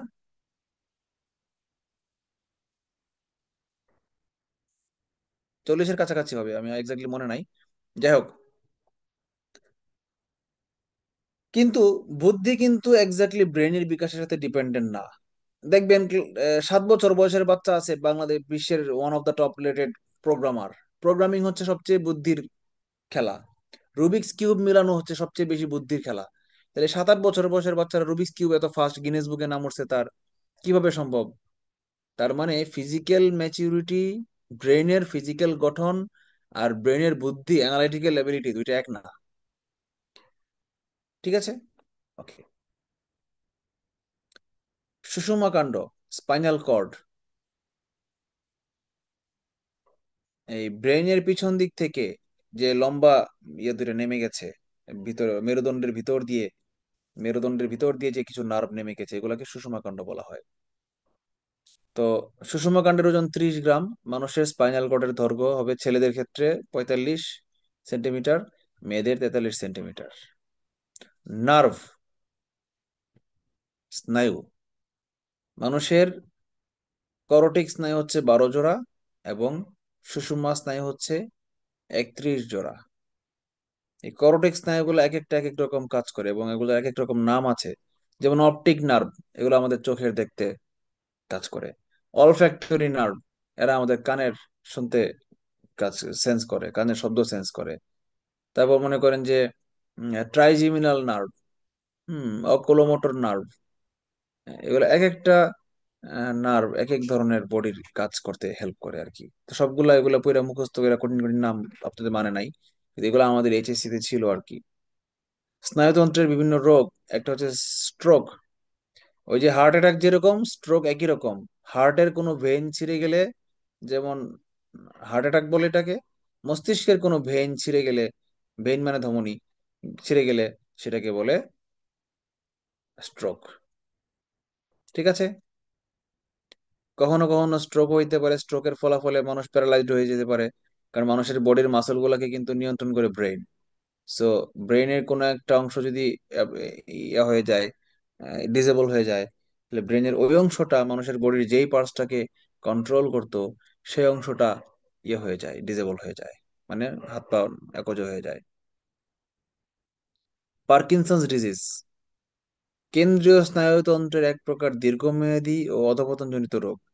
এর ফলে রোগীর নাড়াচাড়ার ক্ষমতা নষ্ট হয়ে যায় এবং পেশিগুলা অনড় ও দুর্বল হয়ে যায় এবং অনেক সময় পেশির বিচ্যুতিও হয়ে যায়। আমার এক বন্ধুর আব্বুর গাল বাঁকা হয়ে গেছিল। হুম, অটোমেটিক বাঁকা হয়ে গেছিল এবং কথা বলতে জড়তা চলে আসছিল, বোবা বোবা হয়ে গেছিল। তখন ডাক্তার দেখাইছে, তখন ডাক্তার বলছে যেটা পার্কিনসন্স ডিজিজ। আমার বন্ধু এসে আমাকে বলতেছে, আমি জিজ্ঞেস করছি, কি হয়েছে আঙ্কেল, কি রোগ? আমি ডাক্তারের কাছে যাই নাই, সেই গেছিল। তো সে বলতেছে আমার আব্বুর পার্কিন রোগ হয়েছে। আমি বলি, পার্কি রোগ আবার কি? কয়, কি জানি, এটা তো আমি নিজেও আগে জীবনে শুনি নাই। পার্কি রোগ, পার্কি রোগে বলে মুখ বেঁকা যায়। পরে অনেকদিন পরে আমি পার্কিনসন্স ডিজিজ জানার পরে বুঝলাম, ও আচ্ছা, তাহলে আঙ্কেলের মেবি পার্কিনসন্স ডিজিজ হয়েছিল, যে আমার বন্ধু নামটা হয়তো সঠিকভাবে বলতে পারে নাই। অটিজম হচ্ছে স্নায়ুর বিকাশজনিত সমস্যার একটা বিস্তৃত রূপ। অটিজম, স্নায়ু বিকশিত হয় নাই। ইনসomnia বা নিদ্রাহীনতা, এটা আমার আছে কিছুটা, আবার নাইও। মেডিটেশন করলে আমি ঘুমানতেও পারি জোর করে, এটাও ঠিক। মন খারাপ থাকলে ঘুম আসে না, আবার মন ভালো থাকলে খুব ভালো ঘুম আসে, আবার বেশি মন ভালো থাকলেও ঘুম আসে না। আমি যেদিন ক্লাস 5-এ বৃত্তি পেয়েছিলাম, রেজাল্ট এনে দিছিল, আমার ঘুম আসে নাই। যেদিন আমি বিয়ে করেছিলাম, সেদিন রাতে এক্সাইটমেন্টে আনন্দে ঘুম আসে নাই। আবার যেদিন বিসিএস হয়েছিল, আমার রেজাল্ট পাইছিলাম, সেদিন রাতেও আমার এক্সাইটমেন্টে ঘুম আসে নাই। কঙ্কাল তন্ত্র শেষ। Skeleton system, skeletal system, skeleton মানে কঙ্কাল। অস্থি, কঙ্কাল তন্ত্রের এক একটা হাড্ডিকে, সিঙ্গেল সিঙ্গেল হাড্ডিকে বলা হয় অস্থি বা বোন। বিশেষ ধরনের যোজক কলা, এটাও একটা কানেকটিভ টিস্যু। অস্থি এবং তরুণাস্থির সমন্বয়ে গঠিত। অস্থি মানে হচ্ছে বোন, আর তরুণ আস্তে মানে হচ্ছে, তরুণ মানে হচ্ছে কাঁচা, টেন্ডার, কচি কচি, কচি অস্থি। কচকচে হাড্ডি খান না আপনারা চাবায়া? গরু বা খাসি যখন খান তখন কচকচ করে না কিছু হাড্ডি, এগুলাকেই তরুণ আস্থি বলা হয়। ইংলিশে বলা হয় কার্টিলেজ। তো দেহের কাঠামো নির্মাণ কাজ কি? অস্থির কাজ কি? দেহের কাঠামো নির্মাণ করে, বুঝলাম। নরম অঙ্গগুলাকে সংরক্ষণ করে, বুঝলাম। দেহের ভার বহন করে, এবং পেশি সংযোজনের জন্য উপযুক্ত স্থান সৃষ্টি করে। মাংসগুলো হাড্ডির সঙ্গে যেই যায় জিনিসের মাধ্যমে লেগে থাকে, প্রত্যেকটা হাড্ডির গোড়ায়, মনে করেন আপনার পায়ের গোড়ালির উপরে যে চিকন লম্বা রগের মতো একটা আছে, এটা অ্যাকচুয়ালি রগ না, এটা অ্যাকচুয়ালি টেন্ডন। মানে মাংস আর হাড্ডি জোড়া লেগে থাকে টেন্ডনের সাহায্যে, বুঝতে পেরেছেন? টেন্ডন আর কার্টিলেজ কিন্তু এক না, আর লিগামেন্ট কিন্তু এক না। টেন্ডন, কার্টিলেজ, লিগামেন্ট তিনটা আলাদা, তিন আলাদা আলাদা জিনিস। কার্টিলেজ হচ্ছে তরুণাস্থি, হাড্ডির মধ্যে যে নরম নরম অংশ থাকে, নরম হাড্ডি, যেমন হাঁটুতে আছে, গোড়ালিতে আছে, বিভিন্ন জায়গায় আছে। আমরা মুরগি খাইলে যেমন কচকচ চাড্ডি খাই, রানের উপরে যে নরম মাংসটা থাকে, নরম হাড্ডিটা থাকে, এটাকে কচকচ চাড্ডি, এটা হচ্ছে কার্টিলেজ। আবার হাড্ডির সঙ্গে মাংস যে জায়গাটায় জয়েন্ট আকারে থাকে, একটু নরম নরম পিছলা পিছলা, ধরেন মুরগির রানটা আপনি খাচ্ছেন, তো রানের উপরের দিকে হচ্ছে মোটা মাংস, নিচের দিকে দেখবেন যে চিকন হয়ে গেছে এবং এখানে তেলতেলা নরম নরম হয়ে গেছে, চর্বির মতো মনে হয়, আসলে চর্বি নয়, এটা ওইটা হচ্ছে টেন্ডন। তাহলে কার্টিলেজ চিনলাম, টেন্ডন চিনলাম, লিগামেন্ট চিনি নাই। লিগামেন্ট মানে আমাদের হাঁটুতে অনেকগুলো লিগামেন্ট থাকে, হাঁটু একটা জটিল জয়েন্ট। মনে করেন উপরের হাড্ডি আর নিচের হাড্ডিকে যে যেই অঙ্গগুলা ধরে রাখে সেটাকে বলা হয় লিগামেন্ট। প্রত্যেকটা জয়েন্টে লিগামেন্ট থাকে, লিগামেন্ট না থাকলে যে কোনো সময় জয়েন্ট ছিঁড়ে যেতে পারে। আমাদের যে কাঁধের জয়েন্ট, শোল্ডার জয়েন্টে লিগামেন্ট কম থাকে বলেই শোল্ডার জয়েন্ট খুব সহজে ডিসলোকেট হয়ে যায়, এবং শোল্ডার পেইন, শোল্ডার ডিসলোকেশন এবং ফ্রোজেন শোল্ডার, এগুলা খুব কমন ডিজিজ। কঙ্কালের সবচেয়ে বড় অস্থি হইল ফিমার, মানে ফিমার হচ্ছে উরাতের যে বড় হাড্ডিটা, উরুর হাড্ডিটাকে বলা হয় ফিমার। মেরুদণ্ডের প্রত্যেকটা অস্থির হাড্ডিকে বলা হয় এক একটা কশেরুকা। মেরুদণ্ডের ভিতরে আমাদের বুকের যে খাঁচাটা, এটা কিন্তু না, এটাকে এগুলোকে বলা হয় পরশুকা। বুকের খাঁচার হাড্ডি গুলাকে ইংলিশে বলা হয় রিব, বাংলায় বলা হয় পরশুকা, এটা বলি নাই। মেরুদণ্ডের মধ্যে একদম ঘাড় থেকে কোমর পর্যন্ত সোজা উপর দিকে 2 আঙ্গুলের মতো প্রস্থ, প্রত্যেকটা গোল গোল চাকতির মতো যে হাড্ডি গুলো, এগুলোকে বলা হয় কশেরুকা। তো আমরা কঙ্কালতন্ত্রের, মানুষের মোট 206টা হাড় থাকে, মানুষের দেহে মোট 206টা হাড় থাকে। আমরা একটু আলাদা আলাদা করে গুনি। করোটি মানে হচ্ছে মাথা। আপনারা শামসুর রহমানের উপন্যাস পড়েছেন রৌদ্র করোটিতে। কপাল, সামনের মাথা, মাথার পিছনের অংশ, খুলির যে হাড্ডিগুলো, এগুলাকে বলা হয় করোটিক হাড্ডি। এগুলো হচ্ছে 22টা। মেরুদণ্ডের হাড় থাকে 33টা। বক্ষপিঞ্জর, রিব বোন থাকে 25টা। ঊর্ধ্বাঙ্গ মানে বডির উপরের অংশে থাকে 64টা। ঊর্ধ্বাংশ মানে হচ্ছে আপনার যে শ্রোণীতন্ত্র আছে, মানে কোমর, হাড্ডি, কোমরের হাড্ডির উপরে যে অন্যান্য হাড্ডি গুলো আছে, এগুলাতে থাকে, যেমন স্ক্যাপুলা আছে, বুকের হাড্ডি আছে, বুকের একদম মাঝখানে যে সিনাটাকে বলে, এটাকে বলে স্টারনাম। হ্যাঁ, আপনার যে মেয়েদের যে বিউটি বোন বলে, গলা থেকে দুই পাশে দুইটা হাতের দিকে, কাঁধের দিকে যে ছড়াই গেছে সামনে দুইটা হাড্ডি, এগুলাকে বলা হয় ক্ল্যাভিকল। আবার পিছের দিকে যখন হাত হাত যখন চুক্ষা করেন সামনের দিকে, তখন পিছন দিকে একটা হাড্ডি কোনাচ্চা আছে না, দুই পাশে, মেরুদণ্ডের দুই পাশে দুইটা কোনাকুনি হাড্ডি আছে না, পিঠের মাঝ বরাবর, উপর বরাবর, কাঁধের নিচে দুই পাশে, এটাকে বলা হয় স্ক্যাপুলা। এরকম আলাদা আলাদা হাড্ডি আছে, সবগুলোর নাম মুখস্থ করে আপনাদের প্যারা দিব না, এটা পরীক্ষা আসার সম্ভাবনা খুব কম। তো নিম্নাঙ্গ হচ্ছে আবার, মনে করেন যে শ্রোণীচক্রতে, শ্রোণীচক্র মানে যেখানে মেরুদণ্ডটা শেষ কোমরে, কোমরের নিচ থেকে যে একটা খাঁচার মতো হাড্ডি আছে যেটা কোমর গঠন করেছে, সেটাকে বলে শ্রোণীচক্র। তার নিচে আছে কক্সিস, যেটা আপনার পুচ্ছদেশ তৈরি করে। কক্সিস বাংলায় হচ্ছে পুচ্ছ। মাছের পাখনা আছে, পুচ্ছ পাখনা। তারপর আপনার পায়ের হাড্ডি, উরাতের হাড্ডি, পেটেলা বলা হচ্ছে, উরাতের হাঁটুর যে হাড্ডি, এটাকে বলা হয় পেটেলা। এরকম বিভিন্ন হাড্ডি আছে। আপনার পায়ের যে আঙ্গুলের হাড্ডি গুলা, এগুলাকে বলা হয় টার্সাল। পরে সামনের আঙ্গুলের গুলাকে বলা হয় মেটাটার্সাল। একদম আঙ্গুলের যে ভাগ, তিনটা ভাগ থাকে, সেটাকে বলা হয় ফ্যালাংসেস। আবার হাতেও থাকে, হাতের হাড্ডি গুলাকে বলা হয় কার্পাল, মেটাকার্পাল। আর আঙ্গুলের হাড্ডি গুলাকে বলা হয় ফ্যালাংসেস। হাতের যে তালুর হাড্ডি গুলা, এগুলাকে বলা হয় মেটা মেটা মেটা মেটাকার্পাল। আর কবজির মধ্যে, হাতের কবজিতে থাকে, এগুলোকে বলা হয় কার্পাল। আবার হাতের যে বাহু, হ্যাঁ, বাহুর হাড্ডি গুলাকে বলা হয় রেডিও আলনা। দুইটা হাড্ডি থাকে না, দুইটা পার্ট না, একটা বলা হয় রেডিও আর একটাকে বলা হয় আলনা। রেডিও আলনা, আবার কেউ ওই যৌতুক দেওয়ার রেডিও আলনা ভাইবেন না কিন্তু। আর পায়ের যে উরাতের বড় মোটা হাড্ডিটা, এটাকে বলা হয় ফিমার। আবার ফিমারের নিচে যে হাঁটু থেকে গোড়ালি পর্যন্ত যে অংশটা, এখানে আবার হাড্ডিটা দুই ভাগে বিভক্ত, এগুলাকে বলা হয় টিবিও ফিবুলা। এরকম অনেক অনেক নাম আছে। আচ্ছা, হাতের যে বড় হাড্ডিটা, এটার নাম জানি কি? হাতের যে বাহুর যে হাড্ডিটা, রেডিও আলনার উপরের যে হাড্ডিটা, এটার নাম কি? হিউমেরাস। হিউমেরাস। আচ্ছা, টেন্ডন কি? আচ্ছা, বলেছিলাম একটু আগে, পেশিকে অস্থির সঙ্গে যুক্ত রাখে টেন্ডন। আর একটা অস্থিকে আর একটা অস্থির সাথে যুক্ত রাখে কে? লিগামেন্ট।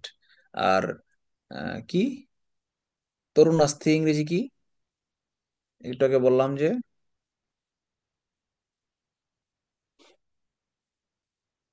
কার্টিলেজ। কার্টিলেজ। অস্থিসন্ধি, বোন জয়েন্ট। দুই বা এর ততোধিক হাড্ডির মিলনস্থলকে অস্থিসন্ধি বলে। সাধারণত তিন প্রকার, কি কি? একটা হচ্ছে তন্তুময়, মানে ফাইব্রাস। আরেকটা হচ্ছে তরুণাস্থিময়, মানে কার্টিলেজময়। আরেকটা হচ্ছে সাইনোভিয়াল অস্থিসন্ধি। সাইনোভিয়াল মানে হচ্ছে গোল যে অস্থিগুলো আছে না, গোল, যেমন মানুষের গোড়ালির, তারপর হচ্ছে আপনার হাতের যে কাঁধের গোল হাড্ডিটা, এই গোল যে মাথাটা থাকে, হাড্ডিটা থাকে, এটাকে সাইনোভিয়াল অস্থিসন্ধি থাকে। সাইনোভিয়াল অস্থিসন্ধি যেখানে থাকে, সেখানে গোল হওয়ার কারণে বৃত্তাকারে সে 360 ডিগ্রি অ্যাঙ্গেলে ঘুরাইতে পারে। আমরা যখন ব্যায়াম করি তখন হাতের কি করি, একদম পিছন থেকে ঘুরাই না, সামনে দিয়ে ঘুরে আবার পিছনে নিয়ে যেতে পারি না, কারণ এখানে 360 ডিগ্রি অ্যাঙ্গেল রোটেশন হয়। কেন? কারণ হাতের হাঁটিটা গোল, কারণ এখানে একটা সাইনোভিয়াল সন্ধি আছে। আবার কোমরের শ্রোণিচক্রের সাথে আমাদের হাড্ডি, উরাতের হাড্ডিটা যে জড়িত আছে, জোড়া লেগে আছে, এটা একটা সাইনোভিয়াল সন্ধি। এই জন্য পাকে দেখে ডানে বামে 360 ডিগ্রি অ্যাঙ্গেলে আমরা ঘুরাইতে পারি।